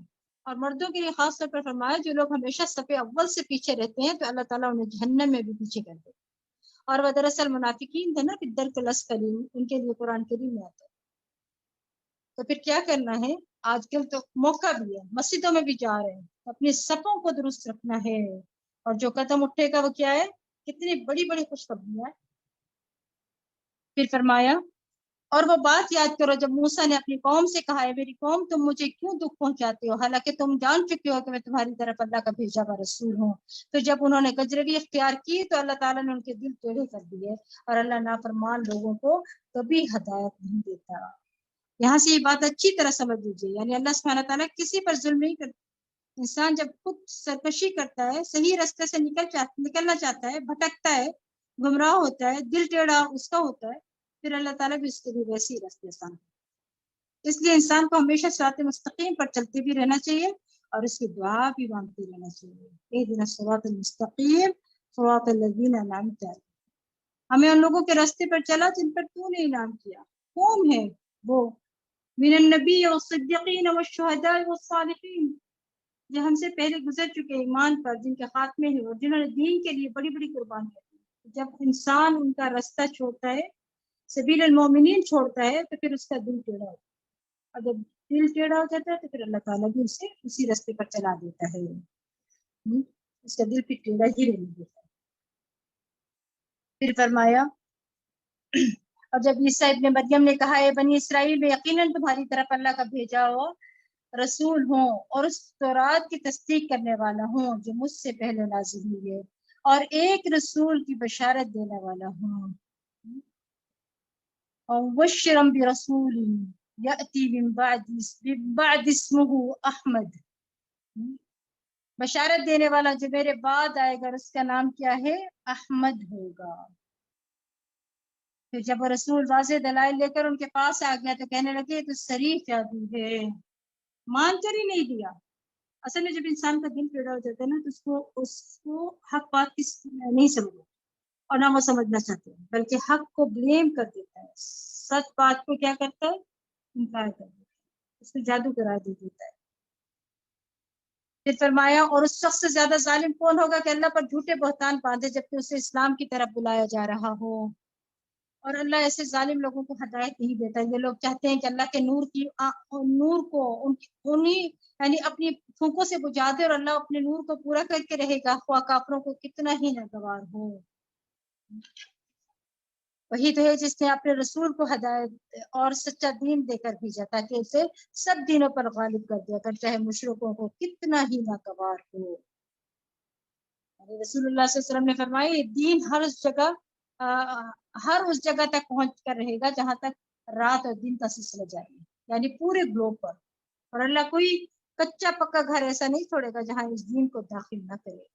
आज आप देखें कि टेक्नोलॉजी की वजह से पैगाम कहाँ कहाँ जा पहुंचा। آج ہم بھی جو ہے اس وقت کیا کر رہے ہیں؟ ٹیکنالوجی کا فائدہ اٹھا رہے ہیں. اور اسے عزت کے ساتھ قبول کر لیا جائے یا اسے رد کر کے ذلت قبول کر لی جائے، میسج پہنچ جائے گا. عزت وہ ہوگی جو اللہ اسلام کے ساتھ عطا کرے گا، اور ذلت وہ ہوگی جو کفر کے ساتھ. تمیم داری فرمایا کرتے تھے کہ مجھے یہ بات اپنے اہل خانہ میں ہی نظر آ گئی کہ ان میں سے جو مسلمان ہو گیا اسے خیر، شرافت اور عزت نصیب ہوگی، اور جو ان میں کافر رہا اسے ذلت، رسوائی اور جزیہ نصیب ہوا. پھر فرمایا اے ایمان والو، کیا میں تمہیں ایسی تجارت بتاؤں جو تمہیں دردناک عذاب سے بچا لے؟ تم اللہ پر اور اس کے رسول پر ایمان لاؤ اور اللہ کی راہ میں اپنے اموال اور جانوں سے جہاد کرو، اگر تم جان لو یہی تمہارے لیے بہتر ہے. یعنی ایمان لانے کے بعد یہاں جہاد کو افضل ترین عمل قرار دیا ہے. وہ تمہارے گناہ معاف کر دے گا، ایسے باغوں میں داخل کرے گا جن کے تلے نہریں بہ رہی ہیں، اور ہمیشہ رہنے والے باغوں میں پاکیزہ گھر عطا کرے گا. یہی بڑی کامیابی ہے. اجر بھی بتا دیا گیا کہ کیا فائدے تمہیں حاصل ہوں گے اللہ کے راستے میں نکلنے سے. اور ایک دوسری چیز بھی عطا کرے گا جسے تم پسند کرتے، اور وہ ہے اللہ کی مدد اور جلد ہی حاصل ہونے والی فتح. آپ مومنوں کی اس کی بشارت دے دیجئے. لیکن اس کے لیے کیا کرنا ہوتا ہے؟ اپنی کوشش اور اپنی محنت اپنی جگہ ہے، وہ تو کرنی ہے. اسی لیے اگلی آیت میں فرمایا ہے نا، اے ایمان والو اللہ کے دین کے مددگار بن جاؤ. جیسے عیسیٰ ابن مریم نے حواریوں سے کہا تھا کہ اللہ کی طرف بلانے میں کون میرا مددگار ہے، تو حواریوں نے جواب دیا ہم اللہ کے دین کے مددگار ہیں. یعنی دین کی پروموشن کے لیے، دین کی دعوت کے لیے، دین کی تعلیم کے لیے، دین کے نفاذ کے لیے تم اپنی کوششیں، اپنی صلاحیتیں پیش کرو. جو لوگ یہ کام کر رہے ہیں ان کو سپورٹ کرو. من انصار اللہ، اس کا مطلب ہے دین کی طرف دعوت دے رہے ہیں. پھر بنی اسرائیل کا ایک گروہ تو ایمان لے آیا اور دوسرے گروہ نے انکار کر دیا.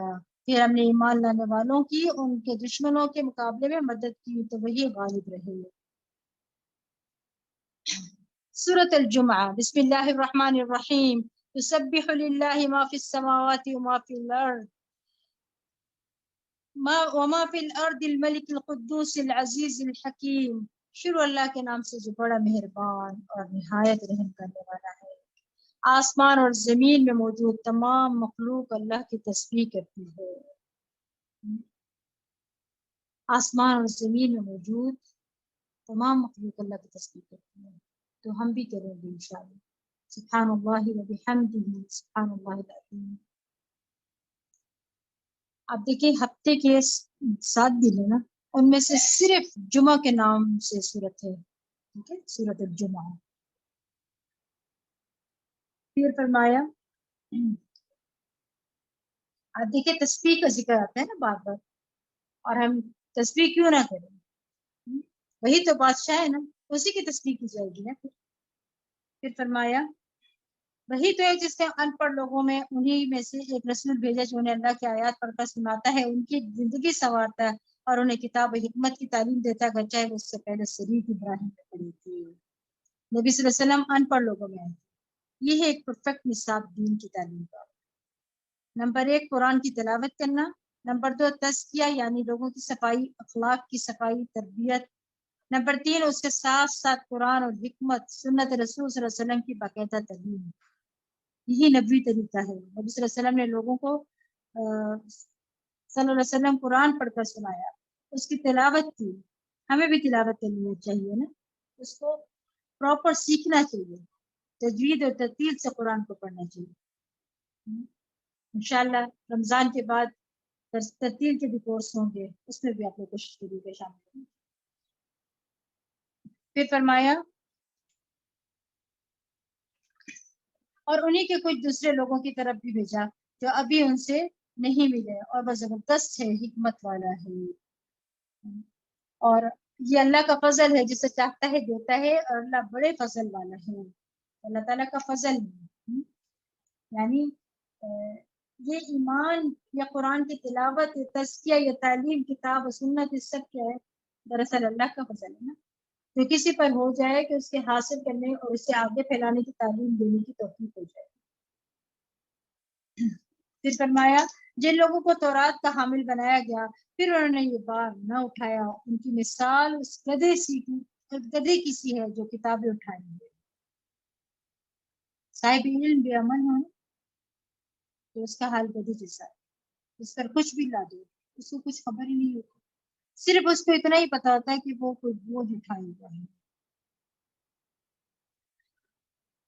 جو کتابیں اٹھائے ہوئے ہیں اس سے بھی بری مثال ان لوگوں کی جنہوں نے اللہ کی آیات کو جھٹلا دی اور اللہ ظالم لوگوں کو ہدایت نہیں دیتا. اور پھر اہل کتاب کی مثال دیکھ کر سمجھایا گیا کہ تم پڑھنے پڑھانے والے لوگوں ان کی طرح نہ ہو جانا. یعنی پڑھ تو لیا، حفظ تو کر لیا، یاد تو کر لیا، لیکن اس پر عمل نہیں کیا. تو عمل کے بغیر کتاب پڑھنے والوں کے لیے مثال بیان کی گئی ہے، ان کی مذمت کی گئی ہے. پچھلی قوموں کی مثال بیان کر کے نصیحت کی گئی ہے. کیونکہ ایک روایت میں آتا ہے، حضرت حسن کہتے ہیں قرآن کو پڑھنے کا سب سے حقدار وہ ہے جس کے عمل میں قرآن دکھائی دے. اللہ ہمیں بھی ان لوگوں میں شامل فرمائے. ابن القیم کہتے ہیں اہل قرآن وہ لوگ تھے جو اس پر عمل کرنے والے تھے اور جو کچھ اس میں تھا اس پر عمل کرنے والے تھے. اگر چاہے قرآن ان کو زبانی یاد نہ بھی ہو تو بھی وہ اہل قرآن میں سے تھے. لیکن جو شخص اسے زبانی یاد کر لے، نہ سمجھے، عمل کرے، نہ عمل کرے تو وہ اہل القرآن میں سے نہیں ہے. آپ کسی بھی حافظ کو دیکھیں آپ سمجھیں گے اہل القرآن ہے. اگر وہ عمل میں نہیں لے کے آتا تو پھر اہل القرآن میں سے نہیں ہے. چاہے وہ قرآن کی حروف تجوید کے ایسے درست کر کے پڑھے جیسے تیروں کو سیدھا کیا جاتا ہے. تو حامل قرآن کی عملی زندگی میں تبدیلی آنی چاہیے. اصل بات یہ ہے. حضرت عبداللہ بن مسعود رضی اللہ عنہ کہتے ہیں حامل قرآن کے شایان شان ہے کہ اسے اس کی رات سے پہلے پہچانا جائے جب لوگ سو رہے ہوں، اس کے دن سے پہچانا جائے جب لوگ کھا پی رہے ہوں، اس کے غم سے پہچانا جائے جب لوگ خوش ہو رہے ہوں، اس کے رونے سے پہچانا جائے جب لوگ ہنس رہے ہوں، اس کی خاموشی سے پہچانا جائے جب لوگ باتوں میں مشغول ہوں، اس کے خشوع سے پہچانا جائے جب لوگ تکبر اور فخر کا اظہار کر رہے ہوں. چاہیے کہ حامل قرآن رونے والا، آنسو آنے چاہیے، غمگین ہو، یعنی فکر آخرت ہو اس کے اندر، بردبار ہو، لوگوں کی باتیں برداشت کرنے والا، یعنی چھوٹی چھوٹی باتوں پر غصے میں آ جانا، بھڑک اٹھنا اور دوسروں کو برا بھلا کہنا یہ حامل قرآن کی علامت نہیں ہوتی ہے. اور کم گو ہو، بہت زیادہ باتونی شخص ناپسندیدہ ہے. اور قرآن پڑھنے والے کے اندر یہ ٹھہراؤ لازمی آنا چاہیے. حامل قرآن کو چاہیے کہ نہ تو شور شرابہ کرنے والا ہو، نہ چیخنے چلانے والا ہو، اور نہ تیز طبیعت والا ہو. یعنی قرآن کا اثر اس کی عملی زندگی میں نظر آنا چاہیے. اللہ سے دعا ہے اللہ تعالیٰ تو ہم سب کے اندر ایک ٹھہراؤ پیدا کر. پھر فرمایا آپ ان سے کہیے لوگوں جو یہودی بنے ہوئے ہوں، اگر تم یہ سمجھتے ہو کہ تمام لوگوں کو چھوڑ کر بس تم ہی اللہ کے دوست ہو تو اگر تم اس بات میں سچے ہو تو موت کی تمنا کرو. اور یہ لوگ کبھی بھی موت کی تمنا نہیں کریں گے اپنے ان کرتوتوں کی وجہ سے جو یہ کر چکے ہیں، اور اللہ ظالموں کو خوب جانتا ہے. آپ ان سے کہیے جس موت سے تم بھاگتے ہو وہ تو تمہیں آ کے رہے گی، پھر تم اس کے ہاں لوٹائے جاؤ گے جو غائب اور حاضر کا جاننے والا ہے، اور وہ تمہیں بتا دے گا کہ تم کیا کچھ کرتے رہے. موت تو چل پڑی ہے نا، بس وہ انتظار کریے جس دن اس کے قدم پورے ہو جائیں گے وہاں پہنچے. موت ہر طرف سے انسان کو گھیرے ہوئے ہے اور انسان مختلف مشکلات سے بچتے بچتے ایک سے نکل کر دوسرے میں پھنس جاتا ہے، حتیٰ کہ موت کے منہ میں چلا جاتا ہے اور اس سے نہیں نکل سکتا. پھر فرمایا اے ایمان والو یا ایھا الذین آمنوا اذا نودی للصلاۃ من یوم الجمعۃ فاسعوا الی ذکر اللہ وذروا البیع ذلکم خیر لکم ان کنتم تعلمون. ایمان والو جمعہ کے دن جب نماز کے لیے اذان دی جائے تو ذکر الہی کی طرف دوڑ کر آؤ اور خرید و فروخت چھوڑ دو، اگر تم جانو تو یہی بات تمہارے لیے بہتر ہے. پھر جمعہ سے متعلق آیات ہیں. آپ بھی سوچ رہے ہوں گے کہ سورۃ الجمعہ تھی لیکن باتیں ساری تعلیم کی ہوگی، کیونکہ جمعے کا دن مومنوں کا سیکھنے کا دن ہے، اجتماع اکٹھے ہونے کا دن ہے اور علم حاصل کرنے کا، یعنی خطبے کے ذریعے. یہ خطبہ عبادت کا حصہ ہے نا، نماز کا حصہ ہے. علماء نے کہا ہے کہ ذکر الہی میں نماز بھی ہے اور ذکر الہی میں خطبہ بھی ہوتا ہے. جمعہ کا دن افضل ترین دن ہے. رسول اللہ صلی اللہ علیہ وسلم نے فرمایا اللہ کے نزدیک دنوں میں سب سے افضل دن جمعے کا دن ہے. اور جمعے کا دن جو ہے یہ تمام جو ہے دنوں کا سردار ہے. اس دن آدم علیہ السلام پیدا ہوئے، اس دن زمین پر اترے، اسی دن ان کی وفات ہوئی ہے. اور پھر یہ مسلمانوں کے لیے عید کا دن بھی بنایا گیا نا. جمعے کے دن خوب دعائیں بھی کرنی چاہیے. کیونکہ اس دن میں ایک ایسی گھڑی ہوتی ہے کہ اس میں بندہ جو کچھ اللہ سے مانگتا ہے اللہ اس کو وہی دیتا ہے جب تک کہ کسی حرام چیز کا سوال نہ. اور یہ طہارت کا دن بھی ہے نا، پاک صاف ہونے کا دن ہے. اب دیکھیں کہ جمعہ کے دن کیا کہا جا رہا، فَاسْعَوْا إِلَىٰ ذِكْرِ اللَّهِ، سارے کام پیچھے چھوڑ کے انسان کو خطبہ اور نماز کی طرف دوڑنا چاہیے، جلد مسجد پہنچنا چاہیے کیونکہ اس کا اجر زیادہ ہے. رسول اللہ صلی اللہ علیہ وسلم نے فرمایا بے شک قیامت کے روز ہفتے کے دنوں کو ان کی مخصوص شکل میں اٹھایا جائے گا. جمعے کا دن حسین اور چمکتا دمکتا ہوگا. اہل جمعہ اس کو ایسے گھیر لیں گے جیسے دلہن کو دلہا کی طرف رخصت کرتے ہوئے گھیرا جاتا ہے. جمعے کا دن اپنے اہل کے لیے یعنی جمعہ کا اہتمام کرنے والوں کے لیے روشنی کرے گا. وہ اس کی روشنی میں چل رہے ہوں گے، ان کے رنگ برف کی طرح سفید ہوں گے، ان کی خوشبو کستوری کی طرح مہک رہی ہوگی. وہ کافور کے پہاڑوں میں ہوں گے اور جن و انس انہیں دیکھ رہے ہوں گے. وہ تعجب کی وجہ سے نگاہ نیچی نہیں کریں گے حتیٰ کہ جنت میں داخل ہو جائیں گے اور ثواب کی امید سے آزان دیں گے. آزان دینے والوں کے علاوہ کوئی بھی ان کے مقام مرتبے کو نہیں پہنچ سکے گا. جمعہ کے دن کا خاص اہتمام کرنا چاہیے. وہ دن ہمارے عام دنوں کی طرح نہیں ہونا چاہیے. ٹھیک ہے، پھر کیا فرمایا،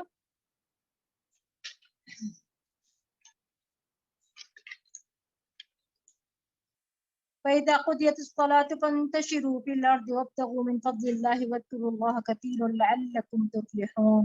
پھر جب نماز ادا ہو چکے تو زمین میں منتشر ہو جاؤ اور اللہ کا فضل تلاش کرو، اللہ کو بکثرت یاد کرتے رہو شاید کہ تم فلاح پاؤ. اور جب انہوں نے کوئی سودا بکتا یا کھیل تماشا ہوتے دیکھا تو ادھر ادھر بھاگ گئے اور آپ کو اکیلا کھڑا چھوڑ دیا. آپ ان سے کہیے کہ جو کچھ اللہ کے پاس ہے وہ تماشے اور تجارت سے بہتر اللہ ہی سب سے بہتر روزی رساں ہے. اس آیت کی شان نزول کے بارے میں آتا ہے کہ نبی صلی اللہ علیہ وسلم جمعے کے دن خطبہ دے رہے تھے تو ایک تجارتی قافلہ مدینے میں آ گیا. صحابہ اس کی طرف لپک پڑے اور مسجد میں آپ کے پاس صرف 12 آدمی رہ گئے تھے. تو یہ صورتحال دیکھ کر آپ صلی اللہ علیہ وسلم نے فرمایا اس ذات کی قسم جس کے ہاتھ میں میری جان ہے، اگر تم سارے چلے جاتے اور کوئی بھی نہ بچتا تو اس وادی میں آگ بہک کرتی تو تمہیں بہا کے لے جاتے. پھر یہ آیت نازل.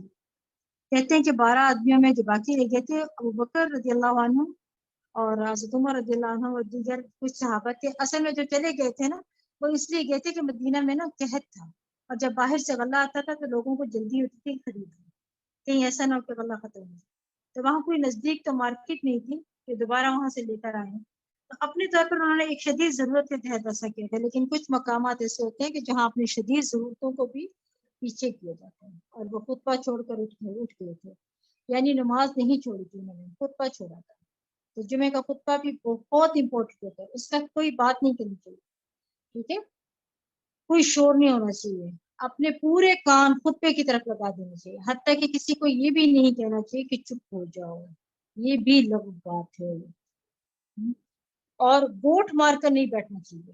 گوٹ مار کے کیسے ہوتا ہے، جیسے آپ نیچے بیٹھے اور گھٹنے کھڑے کر کے اس کو پکڑ کے بیٹھے تھے. پھر انگلیوں میں انگلیاں بھی نہیں ڈالنی چاہیے. ٹھیک ہے، تو اس سے پھر یہ کہ اجر و ثواب ضائع ہو جاتا ہے. مسجد میں یا تو بچوں کو لے کر نہ جائیں، اور اگر بچوں کو لے کر جائیں تو پہلے ان کو پہلے سے سمجھا کر جائیں، غریب بیٹھا ہے، ورنہ ایسا نہ ہو کہ یہ کرائے پر پانی پھر جائے، کبھی کسی کو بلا رہے ہیں کبھی کسی کو بلا رہے ہیں. ایسا نہیں کرنا چاہیے. سورۃ المنافقون. بسم اللہ الرحمن الرحیم. اذا جاءك المنافقون قالوا نشهد انك لرسول الله والله يعلم انك لرسوله والله يشهد ان المنافقين لكاذبون. شروع اللہ کے نام سے جو بڑا مہربان نہایت رحم کرنے والا ہے. جب آپ کے پاس منافق آتے ہیں تو کہتے ہیں کہ ہم گواہی دیتے ہیں کہ یقیناً آپ اللہ کے رسول ہیں، اور اللہ جانتا ہے کہ آپ اس کے رسول ہیں، اور اللہ یہ بھی گواہی دیتا ہے کہ یہ منافق سراسر جھوٹے ہیں. انہوں نے اپنی قسموں کو ڈھال بنا رکھا ہے اور اس طرح اللہ کی راہ سے روکتے ہیں. بہت برا کام ہے جو کر رہے ہیں. یہ اس لیے کہ ایمان لائے پھر کفر کیا تو ان کے دلوں پر مہر لگا دی گئی. اب یہ کچھ نہیں سمجھتے. اگر آپ ان کا قد و قامت دیکھیں تو آپ کو بہت پسند آئے، اور اگر ان کی بات سنیں تو بس سنتے ہی رہ جائیں. گویا وہ دیواروں کے ساتھ لگائی ہوئی لکڑیاں ہیں، بزدل ایسے کہ ہر روز کی آواز کو سمجھتے ہیں کہ ان پر کوئی بلا آئی. یہی لوگ دشمن ہیں، ان سے ہوشیار رہیے، انہیں اللہ غارت کرے کہاں سے بہکائے جاتے ہیں. یعنی فزیکلی بڑے فٹ ہیں، خوبصورت ہینڈسم ہیں، اتنے اچھے اسپیکر ہیں، گویا دیواروں کے ساتھ لگائی ہوئی لکڑیاں ہیں جو دیکھنے میں خوبصورت لگتے ہیں، اس سے فائدہ حاصل کچھ نہیں ہوتا. بزدل ایسے کہ ہر آواز کو سمجھتے ہیں لوگ بلائی۔ یہاں پر منافق کے بولنے کے انداز پر بھی بات کی گئی، اس کی گفتگو پر۔ ایک اور حدیث میں آتا ہے کہ مجھے اپنی امت پر سب سے زیادہ ڈر اس منافق کا ہے جو زبان دراز ہوتا ہے۔ حضرت عمر بن خطاب رضی اللہ عنہ کہتے ہیں کہ نبی صلی اللہ علیہ وسلم نے فرمایا بے شک میں اس امت کے ہر ایسے انسان سے ڈرتا ہوں جو منافق ہے، وہ حکمت کی باتیں کرتا ہے اور اس کا عمل ظلم والا ہوتا ہے، یعنی عملی طور پر وہ دوسروں پر ظلم ڈھا رہا ہوتا ہے، دوسروں کو ان کا حق نہیں دیتا، اور ویسے وہ بڑا فقیر سمجھداری کی باتیں کرتا ہے۔ فرمایا اور جب انہیں کہا جائے کہ آؤ تاکہ اللہ کے رسول تمہارے لیے مغفرت طلب کرے تو سر جھٹک دیتے ہیں، اور آپ انہیں دیکھیں گے کہ ازراہ تکبر ان سے رک جاتے ہیں، یعنی دین کی بات، رسول اللہ صلی اللہ علیہ وسلم کی بات سننا ہی نہیں چاہتے۔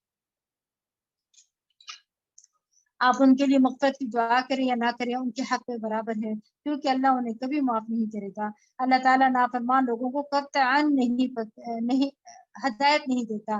یہی لوگ ہیں جو کہتے ہیں کہ رسول اللہ صلی اللہ علیہ وسلم کے ساتھیوں پر خرچ نہ کرو تاکہ وہ منتشر ہو جائیں۔ حالانکہ آسمانوں اور زمین کے خزانے تو اللہ کے پاس ہیں، مگر منافق لوگ سمجھتے نہیں۔ کہتے ہیں اگر ہم مدینہ واپس گئے تو وہاں کا عزیز آدمی ذلیل تر آدمی کو نکال باہر کرے گا، حالانکہ تمام تر عزت تو اللہ کے رسول اور مومنوں کے لیے ہے، لیکن منافق یہ بات جانتے نہیں۔ یا ایھا الذین آمنوا لا تلہکم اموالکم ولا اولادکم عن ذکر اللہ ومن یفعل ذلک فاولئک هم الخاسرون۔ ایمان والو تمہارے اموال اور تمہاری اولاد تمہیں اللہ کی یاد سے غافل نہ کر دیں، اور جو لوگ ایسا کریں وہی خسارہ اٹھانے والوں میں سے ہیں، کیونکہ مال اور اولاد ہی تھے نا جس نے اس کے اندر نفاق پیدا کر دیا تھا۔ ان دونوں کی حد سے بڑی ہوئی محبت انسان کو دین کے تقاضے پورا کرنے سے روک دیتی۔ اور پھر یہاں بھی منافقت کا علاج ذکر بتایا گیا نا کہ ذکر سے دل زندہ ہوتا ہے، پھر دل بھی نرم ہوتا ہے، پھر ہدایت کی بات انسان پر اثر بھی کرتی ہے۔ پھر فرمایا اور جو کچھ ہم نے تمہیں رزق دیا ہے اس میں سے وہ وقت آنے سے پہلے خرچ کر لو کہ تم میں سے کسی کو موت آئے تو کہنے لگے اے میرے پروردگار تو نے مجھے تھوڑی مدت اور کیوں مہلت نہ دی کہ میں صدقہ کر لیتا اور سارے لوگوں میں شامل ہو جاتا۔ آپ دیکھیں کیا فرمایا جا رہا ہے صدقہ کے بارے میں۔ صدقہ کرنے والا نیک لوگوں میں شمار ہوتا ہے اللہ کے ہاں، اور انسان کل پر نہ رکھے کہ اچھا کل کرنا، جو کرنا انسان آج کر لے۔ ٹھیک ہے، رمضان کے دن بھی ایک ایک کر کے گزرتے جا رہے ہیں، اور اللہ کے راستے میں اللہ کے دین کی مدد میں اللہ کے دین کے کام کرنے والوں کی زندگیوں کو آسان کرنے کے لیے اللہ کے دین کو سپورٹ کرنے کے لیے انسان کو اللہ کی خاطر خرچ کرنا چاہیے، اور خود سے دیکھ لینا چاہیے اگر اساتذہ بھی ضرورت مند ہے تو خود سے بھی دے دینا چاہیے۔ تو اس سے کیا پتہ چلتا ہے کہ موت کے وقت انسان کو اگر کسی نیک کام کی حسرت ہوگی تو وہ کیا ہوگی کہ صدقہ کر لیتا، صدقہ کیوں نہ کیا، اور آج ہم اسی مال کو بچا بچا کر اپنے پیچھے والوں کے لیے چھوڑنا چاہتے ہیں، اپنے لیے آگے نہیں بھیجتے۔ فرمایا وَلَن يُؤَخِّرَ اللَّهُ نَفْسًا، حالانکہ جب کسی کی موت آ جائے تو پھر اللہ کسی کو ہرگز مہلت نہیں دیتا، جو کچھ تم کرتے اللہ اس سے پوری طرح باخبر ہے۔ سورۃ التغابن۔ بسم اللہ الرحمن الرحیم۔ یسبح للہ ما فی السماوات وما فی الارض لہ الملک ولہ الحمد وهو علی کل شیء قدیر۔ شروع اللہ کے نام سے جو بڑا مہربان نہایت رحم والا ہے۔ آسمان اور زمین میں جو کچھ بھی مخلوق موجود ہے اللہ کی تسبیح کرتی ہے، کیا ہم نہ کریں گے؟ سبحان اللہ و بحمدہ سبحان اللہ العظیم۔ اسی کی بادشاہی ہے اور اسی کے لیے تمام تر تعریف ہے، اور وہ ہر چیز پر قادر ہے۔ وہی تو ہے جس نے تمہیں پیدا کیا، پھر تم میں سے کوئی کافر ہے اور کوئی مومن، اور جو کچھ تم کرتے اللہ سے خوب جانتا ہے۔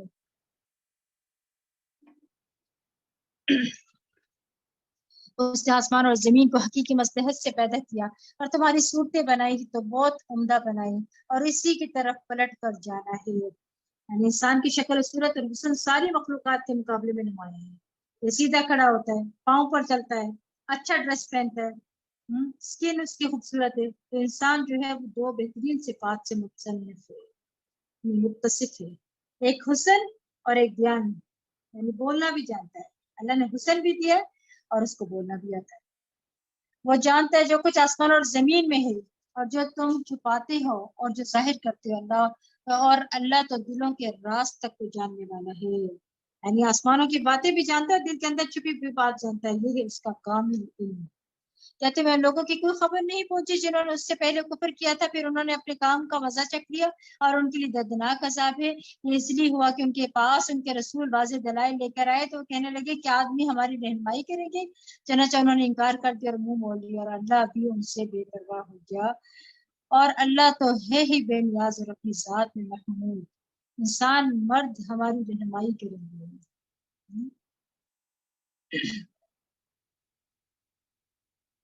پھر کیا فرمایا؟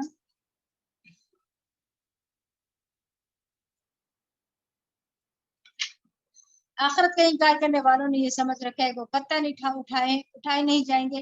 آپ ان سے کہیے کیوں نہیں، میرے پروردگار کی قسم تم ضرور اٹھائے جاؤ گے، تو جو کچھ تم کرتے رہے اس سے تمہیں آگاہ کیا جائے گا، اور یہ بات اللہ کے لیے آسان ہے، اس لیے اٹھایا جائے گا کہ تمہیں بتایا جائے کہ تم دنیا میں کیا کر کے آئے ہو۔ لہٰذا اللہ پر اور اس کے رسول پر ایمان لے آؤ، اور اس نور قرآن پر بھی جو ہم نے نازل کیا ہے، اور جو کام تم کرتے ہو اللہ اس سے پوری طرح باخبر ہے۔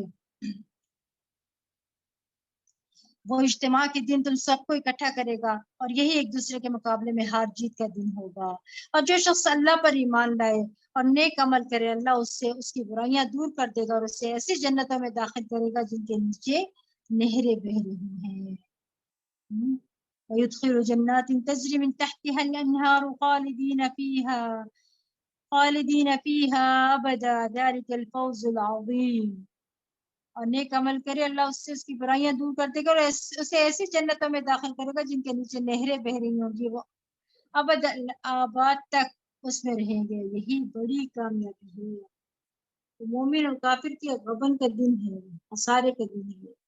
کافر کا خسارہ ایمان چھوڑنے کی وجہ سے ہوگا، اور مومن کا خسارہ احسان میں کوتاہی کرنے کی وجہ سے ہوگا۔ ہر شخص کسی نہ کسی طرح پچھتائے گا کہ میں کچھ اور کر کے ہوتا۔ اللہ ہمیں یہی کرنے کی، اسی دنیا میں ہی کرنے کی توفیق دے دے، آمین یا رب العالمین۔ اور جن لوگوں نے کفر کیا اور ہماری آیات کو جھٹلایا تو یہی لوگ اہل دوزخ ہیں، وہ ہمیشہ اس میں رہیں گے، بہت برا ٹھکانہ ہے۔ جو مصیبت بھی آتی ہے وہ اللہ کے اذن سے آتی ہے، اور جو شخص اللہ پر ایمان لائے گا اللہ اس کے دل کو ہدایت بخشتا ہے، اور اللہ ہر چیز کو جاننے والا ہے۔ یعنی آپ دیکھیں اس تقدیر کو قبول کر لو تو اللہ تعالیٰ اس کو اطمینان بخش دیتا ہے نا۔ یعنی انسان یقین رکھے کہ اس کے اوپر جو بھی مصائب آئے ہیں وہ قضاء و قدر ہے، اس کے مطابق ہی لاحق ہوئے۔ تکلیف کے وقت اللہ کی رضا پر راضی رہنا بڑا مشکل کام ہوتا ہے، لیکن جو اللہ پر اعتماد کرتا ہے وہ یہ درجہ حاصل کر لیتا ہے۔ تو مصیبتوں پر ملنے والے ثواب پر انسان نظر رکھے تو مصیبت پھر ہلکی ہو جاتی ہے، پھر پریشانی نہیں ہوتی ہے۔ اللہ کی اور اس کے رسول کی اطاعت کرو، پھر اگر تم سرتابی کرو تو ہمارے رسول کی ذمہ تو صاف طور پر پہنچا دینا ہے۔ اللہ وہ ہے جس کے سوا کوئی الہ نہیں، اور مومنوں کو اللہ ہی پر بھروسہ کرنا چاہیے۔ یا ایھا الذین آمنوا ان من ازواجکم واولادکم عدو لکم فاحذروہم۔ اے ایمان والو، تمہاری بیویوں میں سے تمہاری اولاد میں سے بعض تمہارے دشمن ہیں، لہٰذا ان سے ہوشیار رہو، اور اگر تم معاف کرو اور درگزر کرو اور انہیں بخش دو تو اللہ یقیناً بخشنے والا رحم کرنے والا ہے۔ اب دیکھیں کہ ان کو معاف کر کے گزارا ہوتا ہے نا، بہت نازک رشتے ہوتے ہیں، یعنی تمہاری آخرت برباد کرنے والے، تمہارا بڑا نقصان کرنے والے، یہ رشتے قریبی رشتے ہیں، پیارے رشتے ہیں، لیکن تمہیں پتہ چل جائے کہ یہ تمہارے ساتھ زیادتی کر رہے ہیں، دشمنی کر رہے ہیں، دھوکہ دے رہے ہیں، تمہیں کیا کرنا چاہیے؟ معاف کر، درگزر کر دو، انہیں بخش دو، اللہ بخشنے اور رحم کرنا۔ بنیادی طور پر یہ اللہ کی اطاعت میں رکاوٹ بننے والے دشمن ہیں اس کے۔ بلا شبہ تمہارے مال اور تمہاری اولاد ایک آزمائش ہے، اور اللہ ہی ہے جس کے ہاں بڑا اجر ہے، لہٰذا جہاں تک ہو سکے اللہ سے ڈرتے رہو، اور سنو اور اطاعت کرو، اور اپنے مال خرچ کرو، یہ تمہارے لیے بہتر ہے۔ اور جو شخص اپنے نفس کی حرص سے بچا لیا جائے تو ایسے ہی لوگ کامیاب ہیں۔ یعنی ہر روز یہ سبق دیا جاتا ہے کہ اللہ کے راستے میں مال خرچ کرو۔ 2 دفعہ اس بارے میں آ گیا، دل کی شوق، دل کی تنگی کے بارے میں، اسد کا خیرات جو ہے وہ دلوں کو وسیع کرتی ہے، تنگی دور کرتی ہے، دلوں کی گھبراہٹ کو دور کرتی ہے۔ اگر آپ کے دل میں کسی بھی قسم کی تنگی ہے تو روز صدقہ کرنا شروع کریں، تو آپ دیکھیں کہ آپ کی وہ تکلیف دور ہو جائے، گھبراہٹ دور ہو جائے، اطمینان قلب نصیب ہوگا انشاءاللہ۔ میں دعا کرتی رہتی ہوں نا کہ اللہ تعالیٰ دلوں میں غصہ ڈالے، تو تنگی دور ہوگی تو غصہ کرے گی نا، تو پھر علاج کیا ہے؟ صدقہ کریں۔ ان تقرضوا الله قرضا حسنا يضاعفه لكم ويغفر لكم والله شكور حليم، اگر تم اللہ کو قرض حسنہ دو تو وہ تمہیں کئی گنا بڑھا دے گا اور تمہیں معاف فرما دے گا، اور اللہ بڑا قدردان اور بردبار ہے۔ یعنی اللہ کے دین کے راستے میں خرچ کرنا گناہوں کی بخشش کا وعدہ ہے۔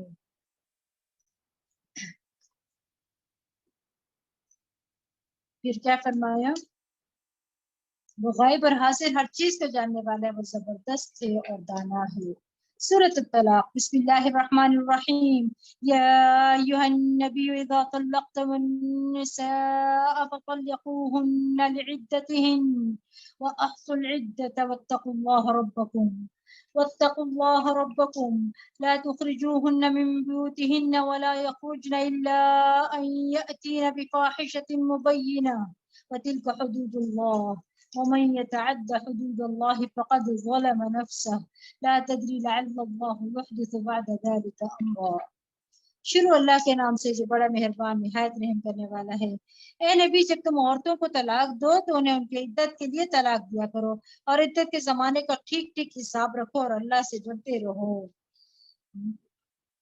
جو تمہارا پروردگار ہے، زمانہ عدت میں انہیں ان کے گھروں سے نہ نکالو اور نہ ہی وہ خود نکلیں۔ یہاں کیا فرمایا جا رہا ہے؟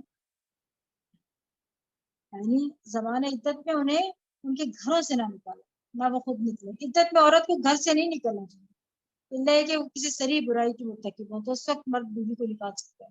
یعنی ایک طلاق دی، بیوی کو گھر میں ہی رکھا، ہو سکتا ہے دوبارہ دل مائل ہو جائے اور تم رجوع کر لو۔ تو طلاق ہو تو عورت کو بھی گھر سے نہیں جانا چاہیے، نہ ہی مرد کو اس کو گھر سے نکالنا چاہیے، نہ سسرال والوں کو نکالنا چاہیے، بلکہ وہ عورت کو گھر میں رہنے دے اور وہ اپنا بناؤ سنگار کرے، اللہ ان کے دلوں کو دوبارہ جوڑے۔ پھر کیا فرمایا؟ اور جو شخص حدود الہی سے تجاوز کرے تو اس نے اپنے اوپر خود ظلم کیا ہے۔ اے مخاطب، تو نہیں جانتا شاید اللہ اس کے بعد موافقت کی کوئی نئی صورت پیدا کر دے۔ اب دیکھیں، علم ہی نہیں ہے تو کیا ہے، ان کو نکال کے باہر پھینک دیتے ہیں، بچے بھی رل جاتے ہیں، بچوں کا مستقبل سارا خراب ہو جاتا ہے، ماں باپ کے درمیان جدائی ہو جاتی ہے۔ کیوں؟ رہنے دیتے ہیں نا بہو کو گھر میں، بناؤ سنگار کرتی اپنے میاں کو مائل کر دیتے، ان کا گھر بس جاتا ہے کہ کائی خراب ہو، پورا سب کچھ ختم ہو گیا۔ کیوں نکالتے ہیں گھروں سے؟ اور نہ ہی لڑکیوں کو گھروں سے نکالنا چاہیے۔ ایسی غلطیاں ہو جاتی ہیں، غصے میں ہو جاتی ہیں، کسی وقت بھی ہو جاتی ہیں، تو کوشش کرنی چاہیے کہ زندگی گزاریں، کسی ایک خوبی کو لے کے بھی احسن طریقے کے ساتھ گزار سکتے ہیں انسان، پھر اللہ کی رحمت آ جاتی ہے جہاں اللہ کی اطاعت کے ساتھ زندگی گزر رہی ہے۔ پھر جب وہ اپنی عدت کو پہنچ جائے تو پھر انہیں یا تو بھلے طریقے سے اپنے نکاح میں روکے رکھو یا پھر بھلے طریقے سے انہیں چھوڑ دو، اور اپنے میں سے دو صاحب عدل گواہ بنا لو، اور اے گواہو اللہ کے لیے شہادت ٹھیک ٹھیک ادا کرو۔ یہی بات ہے جس کی اس شخص کو نصیحت کی جاتی ہے جو اللہ اور آخرت کے دن پر ایمان رکھتا ہے، اور جو شخص اللہ سے ڈرتا ہے۔ وَمَن يَتَّقِ اللَّهَ يَجْعَلْ لَهُ مَخْرَجًا، اور جو شخص اللہ سے ڈرتا ہے اللہ اس کے لیے مشکلات سے نکلنے کی کوئی راہ پیدا کر دے گا۔ یہ ہے تقویٰ کے انعامات۔ وَمَن يَتَّقِ اللَّهَ يَجْعَلْ لَهُ مَخْرَجًا، مشکلات سے نکلنے کا راستہ تقویٰ ہے، اللہ کا ڈر۔ اللہ کے ڈر سے انسان اپنے آپ کا جائزہ لے، اپنی غلطیوں کی معافی مانگے، اللہ سے بھی، بندوں سے بھی، اور اپنے تعلقات درست کر لے۔ اور ایک معنی یہ بھی کیا گیا ہے کہ اللہ اس کی لیے آگ سے نکل کر جنت کی طرف جانے کا راستہ بنا دے گا، اور ہر اس جگہ سے راستہ بنا دے گا جو لوگوں پر تنگ ہو جاتے ہیں، یعنی لوگ جہاں تنگی میں پھنستے ہیں اللہ ان کے لیے وہ راستے تقویٰ کی جیسے کھول۔ اور ایک معنی یہ بھی کیا گیا ہے کہ اللہ اس کو دنیا اور آخرت میں ہر تکلیف سے نجات دے گا، اور ایک یہ بھی کیا گیا ہے کہ اللہ نے اس کو جو بھی رزق دیا ہے تو اس کو اس پر مطمئن کر دے گا، دل میں تنگی نہیں رہے گی۔ فرمایا وَيَرْزُقْهُ مِنْ حَيْثُ لَا يَحْتَسِبُ، اور اسے ایسی جگہ سے رزق دے گا جہاں اسے وہم و گمان بھی نہ ہو، اور جو شخص اللہ پر بھروسہ کرے تو وہ اسے کافی ہے، اللہ اپنا کام پورا کر کے رہتا ہے، بلا شبہ اللہ نے ہر چیز کا ایک اندازہ مقرر کر رکھا ہے۔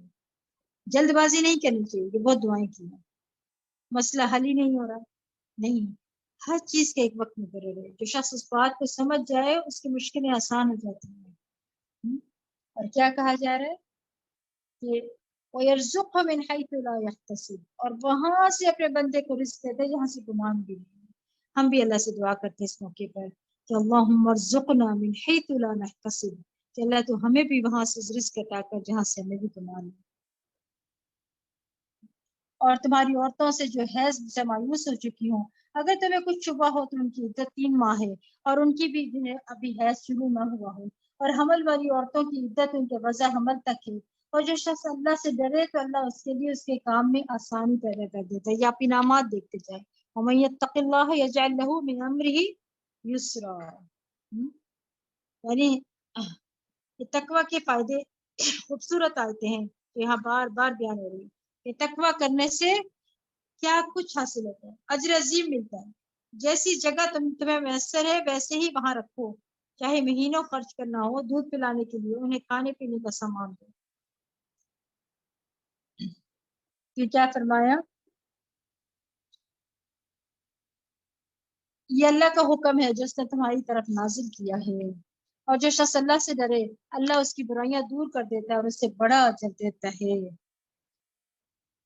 متعلقہ عورتوں کو ان کے زمانہ عدت پہ وہیں رکھو جہاں تم خود رہتے ہو، جیسی جگہ تمہیں میسر ہو، اور انہیں تنگ کرنے کے لیے ایذا نہ دو، اور اگر وہ حمل والی ہو تو بس حمل تک ان کو خرچ کرتے رہو، پھر اگر وہ تمہارے لیے نو مولود کو دودھ پلائے تو انہیں ان کی اجرت دو، اور باہمی مشورے سے بھلے طریقے سے اجرت کا معاملہ طے کر لو۔ اور اگر تم نے اجرت طے کرنے میں ایک دوسرے کو تنگ کیا تو کوئی دوسری عورت دودھ پلائے گی۔ خوشحال آدمی کو چاہیے کہ اپنی حیثیت کے مطابق نفقہ دے، اور جسے رزق کم دیا گیا ہے وہ اسی کے مطابق خرچ دے گا جو اللہ نے اسے دیا ہے۔ اللہ کسی کو اسی کے مطابق تکلیف دیتا ہے جو اس نے اسے دیا ہے، اللہ جلد ہی تنگی کے بعد آسانی کر دے گا۔ کیا فرمایا جائے؟ بعد عسر یسرا، یہ بڑا خوبصورت جملہ ہے، جہاں بھی آپ تنگ ہو یاد رکھیں سیجعل اللہ بعد عسر یسرا۔ کتنی بستیاں جنہوں نے اپنے پروردگار اور اس کے رسولوں کو حکم سے سرتابی کی تو ہم نے ان کا بڑا سخت محاسبہ کیا اور انہیں بری طرح سزا دی، چنانچہ انہوں نے اپنے کیے کا وبال چکھ لیا اور ان کے کام کا انجام خسارہ ہی تھا۔ اللہ نے ان کے لیے سخت عذاب تیار کر رکھا ہے، بس تم اللہ سے ڈرتے رہو اے عقل والو، اور جو ایمان لا چکے ہو، بلا شبہ اللہ نے تمہاری طرف ذکر نازل کیا ہے، ایک ایسا رسول جو تمہیں اللہ کی واضح آیات پڑھ کر سناتا ہے تاکہ ایمان لانے والوں اور نیک عمل کرنے والوں کو تاریکیوں سے نکال کر روشنی کی طرف لائے۔ اور جو شخص اللہ پر ایمان لائے نیک عمل کرے اللہ اسے ایسی جنتوں میں داخل کرے گا جن کے نیچے نہریں بہہ رہی ہیں، یہ لوگ ان میں ہمیشہ ہمیشہ رہیں گے۔ اللہ نے ایسے شخص کے لیے بہت اچھا رزق رکھا ہے۔ اللہ وہ ہے جس نے 7 آسمان بنائے اور زمین کی قسم سے انہیں کے مانند ان کے درمیان حکم نازل ہوتا رہتا ہے تاکہ تم جان لو کہ اللہ یقیناً ہر چیز پر قادر ہے، اور یہ کہ اللہ نے علم سے ہر چیز کا احاطہ کر رکھا ہے۔ سورة التحریم، بسم اللہ الرحمن الرحیم۔ یا ایہا النبی لم تحرم ما حل اللہ لک تبتغی مرضات ازواجک واللہ غفور رحیم۔ شروع اللہ کے نام سے جو بڑا مہربان نہایت رحم والا ہے۔ اے نبی، جس چیز کو اللہ نے آپ کے لیے حلال کیا ہے اسے آپ کیوں حرام کرتے ہیں؟ کیا آپ اپنی بیویوں کی خوشی چاہتے ہیں؟ اور اللہ بخشنے والا اور رحم کرنے والا ہے۔ یہاں ایک خاص واقعہ کی طرف اشارہ ہے جس میں آپ صلی اللہ علیہ وسلم نے کچھ ازواج مطہرات کی شکایت پر اپنے اوپر شہد کو حرام قرار دے دیا تھا۔ اگر آپ اپنے اوپر حرام قرار دیتے تھے تو امت پر بھی اتنی قیمتی چیز حرام ہو جاتی تھی، اس لیے اللہ سبحانہ تعالیٰ نے آسانی کی اور اس کی حرمت کو ختم کر دیا۔ پھر فرمایا اللہ نے تمہارے لیے ناجائز قسموں کو کھول دینا واجب قرار دیا، اللہ ہی تمہارا سرپرست ہے اور وہ سب کچھ جاننے والا اور حکمت والا ہے۔ یعنی اگر کسی نے ایسی کوئی قسم کھائی ہو کہ میں یہ نہیں کھاؤں گا، یہ نہیں کروں گا، تو پھر اس کا کفارہ ادا کر کے وہ کام کر لے اللہ ہے۔ جب نبی نے اپنی کسی بیوی سے ایک راز کی بات کہی، اس بیوی نے وہ بات آگے بتا دی اور یہ معاملہ اللہ تعالیٰ نے نبی پر ظاہر کر دیا۔ اب نبی نے اس بیوی کو کچھ بات کو جتلا دی اور کچھ نہ جتلائی۔ پھر جب نبی نے اسے افشائے راز کی یہ بات بتائی تو وہ پوچھنے لگی کہ آپ کو اس کی کس نے خبر دی؟ تو نبی نے کہا مجھے اس نے خبر دی جو ہر بات کو جانتا اور اس سے پوری طرح باخبر ہے۔ یہ ہوتا ہے اخلاق۔ ضروری نہیں ہوتا کہ ہر چیز کو ڈیٹیل سے بتایا جائے، بس تھوڑا سا ہاں ہوں کر دی جائے اور بات ختم، کیونکہ اس طرح کی باتوں کا نتیجہ کوئی نہیں نکلتا اور تعلقات زیادہ خراب ہوتے ہیں۔ عموماً ہم کہتے ہیں نا، اگر کوئی ہمیں آ کے کہے کہ فلاں یہ کہہ رہا تھا تو ہم کہتے ہیں کہ تمہیں کس نے بتایا؟ مجھے اس نے خبر دی۔ تو جو ہر بات کو جانتا ہے یعنی وحی کے ذریعے۔ اگر تم دونوں بیویاں اللہ کے حضور توبہ کرتی ہو تو بہتر ہے، کیونکہ تمہارے دل راہ راست سے ہٹ گئے ہیں، اور اگر تم اس معاملے میں نبی کے خلاف ایک دوسرے کی پشت پناہی کرو گی تو اللہ جبریل اور صالح مومنوں سب نبی کے مددگار ہیں، اور ان کے علاوہ فرشتے بھی اس کے مددگار ہیں۔ کچھ بعید نہیں کہ اگر نبی تمہیں طلاق دے دے تو اس کا پروردگار اسے تم سے بہتر بیویاں بدل دے۔ جو مسلمان مومن اطاعت گزار توبہ کرنے والی عبادت گزار اور روزہ دار ہوں، اور وہ شوہر دیدہ ہوں یا کنواریاں ہوں۔ اے ایمان والو، اپنے آپ کو اور اپنے گھر والوں کو اس آگ سے بچاؤ جس کا ایندھن آدمی اور پتھر یعنی انسان اور پتھر ہیں۔ استغفر اللہ۔ انسانوں سے آگ بھڑکائی جائے، جہنم کی شدت بتائی جا رہی ہے۔ کس کو خطاب ہے؟ ایمان والوں کو۔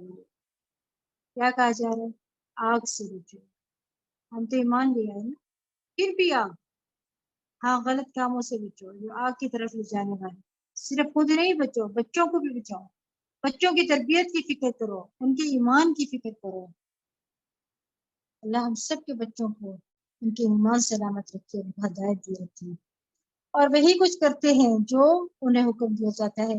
اس دن اللہ کافروں سے فرمائے گا، اے کافروں، آج بہانے مت بناؤ، تمہیں ویسا ہی بدلہ دیا جائے گا جیسے تم عمل کرتے رہے ہو۔ یعنی ہر شخص اس دن کوئی نہ کوئی بہانہ آیا عذر پیش کر رہا ہوگا تو مجھے معاف کر دیجیے۔ اس لیے لازماً ہمیں پتہ ہونا چاہیے کہ کون سے عمل ایسے ہیں جو خسارہ کا باعث ہے، تاکہ اس سے دنیا میں ہی بچ جائیں، بجائے اس کے کہ کل جو ہے وہ پریشان ہو گئے کہ ہم یہ نہ کرتے تو اچھا تھا۔ پھر فرمایا کہ اے ایمان والو، اللہ کے حضور خالص توبہ کرو، یا الذین آمنوا توبوا الی اللہ توبۃ نصوحا۔ تو یہاں توبہ کا فائدہ بتایا جا رہا ہے۔ کیا سچی توبہ میں 4 چیزیں جمع ہو جاتی ہیں۔ کیا کہے؟ عسى ربكم يكفر عنكم سيئاتكم ويدخلكم جنات تجري من تحتها الانهار يوم لا يخزي الله النبي والذين آمنوا معه نورهم يسعى بين أيديهم وبأيمانهم يقولون ربنا أتمم لنا نورنا واغفر لنا إنك على كل شيء قدير۔ اب کون سی توبہ کی کون سے فائدے ہیں؟ یعنی میں نے کیا بتایا، سچی توبہ میں 4 چیزیں جمع ہوتی ہیں۔ ایک تو زبان سے استغفار کرنا، جسم کے ساتھ گناہ سے کنارہ کش ہونا، دوبارہ گناہ نہ کرنے کا عزم کرنا، اور برے لوگوں سے قطع تعلق کی طلب، یعنی ایسے لوگوں کو جو بار بار گناہ کا سبب بنتے ہیں اس مجلس کو چھوڑ دینا، پھر وہاں سے اٹھ جائیں۔ اے ایمان والو، اللہ کے حضور خالص توبہ کرو۔ خالص توبہ کی بات ہوئی ہے۔ کچھ بعید نہیں کہ تمہارا پروردگار تم سے تمہاری برائیاں دور کرتے، تمہیں ایسی جنتوں میں داخل کرے گا جن کے نیچے بہہ رہی ہیں نہریں بہہ رہی ہیں۔ اس دن اللہ اپنے نبی کو اور ان لوگوں کو جو اس کے ساتھ ایمان لائے ہیں رسوا نہیں کرے گا۔ ان کا نور ان کے آگے آگے اور دائیں جانب دوڑ رہا ہوگا، اور وہ کہہ رہے ہوں گے، اے ہمارے پروردگار، ہمارے لیے نور پورا کر دے اور ہمیں بخش دے، یقیناً تو ہر چیز پر قادر ہے۔ ہر چیز پر تو قادر ہے۔ یہ فرمایا، اے نبی، کافروں اور منافقوں سے جہاد کریں۔ اب دیکھیں یہاں پہ جو آ رہی ہے نا بات، اس کے اندر توبہ کے فوائد جو میں بتا رہی تھی آپ کو، اور اس کو کچھ اور بھی چیزیں ہیں، ذرا وہ بھی اگر نوٹ کر لیں تو آپ کے لیے بہتر ہے۔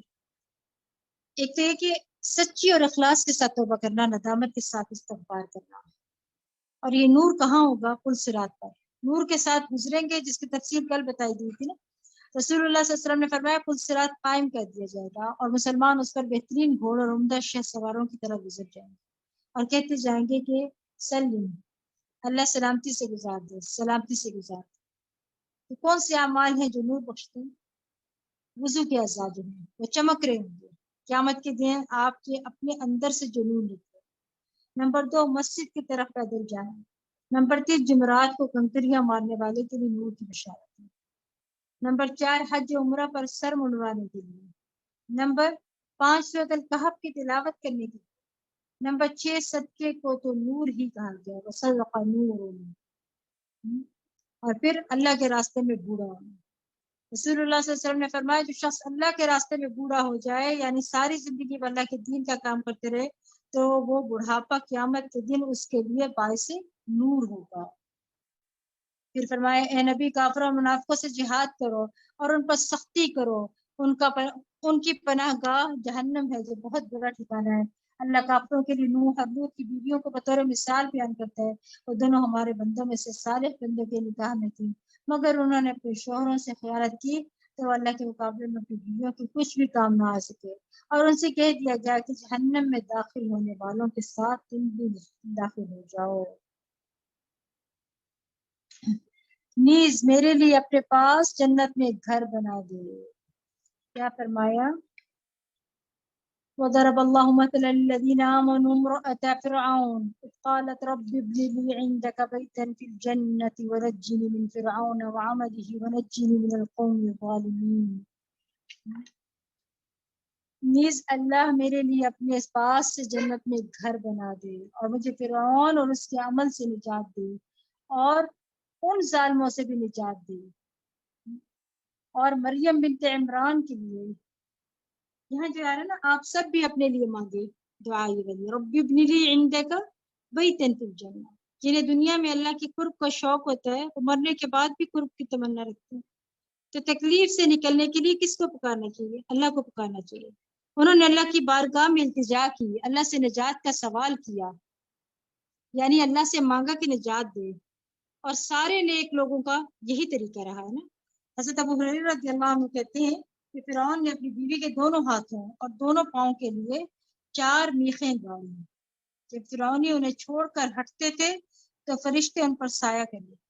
اس وقت انہوں نے یہ دعا کی تھی کہ رب ابن لی عندک بیتا فی الجنہ ونجنی من فرعون وعمله ونجنی من القوم الظالمین آخر تک. بس اللہ تعالیٰ نے جنت میں ان کے گھر سے پردہ ہٹا کر ان کو دکھا دیا. سبحان اللہ.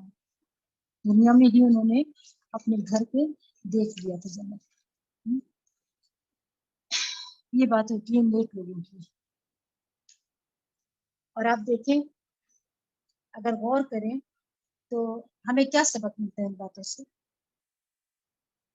کیا فرمایا اور مریم بنت عمران کی بھی مثال پیش کرتا ہے جس نے اپنی عصمت کی حفاظت کی پھر ہم نے اس کے اندر اپنی ایک روح پھونک دی اور اس نے اپنے پروردگار کے کلموں کی اور اس کی کتابوں کی تصدیق کی اور وہ عبادت میں ہمتن مصروف رہنے والوں سے کی. یعنی وکانت من القانتین. قنوت کہتے ہیں نا دوام اطاعت کو یعنی کوئی کام شروع کرنا ہو اس کو کرتے چلے جانا. اللہ ہمیں بھی توفیق عطا فرمائے. اب یہاں پر جو سبق ملتا ہے نا ذرا غور طلب ہے یہ کیا ہے کہ ہم عورتیں کہتی ہیں بڑی کمزور ہیں ہمیں بہت بہانے کرنے آتے ہیں کہ جی آپ کہیں پلکنگ نہ کروائیں آپ سر پہ دوپٹہ لیں پردہ کریں تو سب چیز خاوند پہ ڈال دیتی ہیں.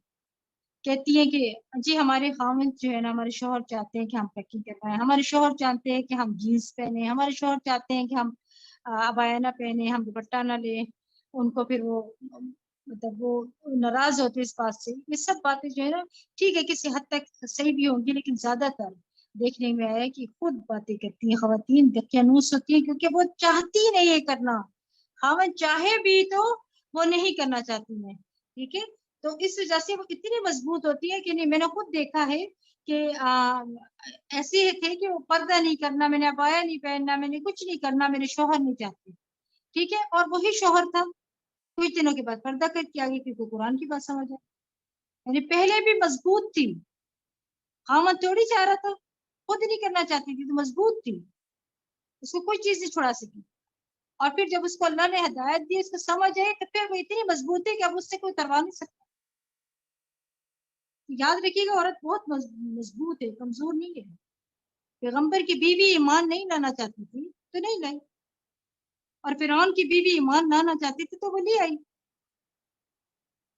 اللہ سبحانہ تعالیٰ ہمیں بھی توفیق عطا فرمائے کہ ہم احسن طریقے کے ساتھ مضبوط ایمان کے ساتھ بہترین عمل کرنے والے ہوں. وآخر دعوانا أن الحمد لله رب العالمين. سبحانك اللهم وبحمدك أشهد أن لا إله إلا أنت أستغفرك وأتوب إليك. السلام عليكم ورحمة الله وبركاته.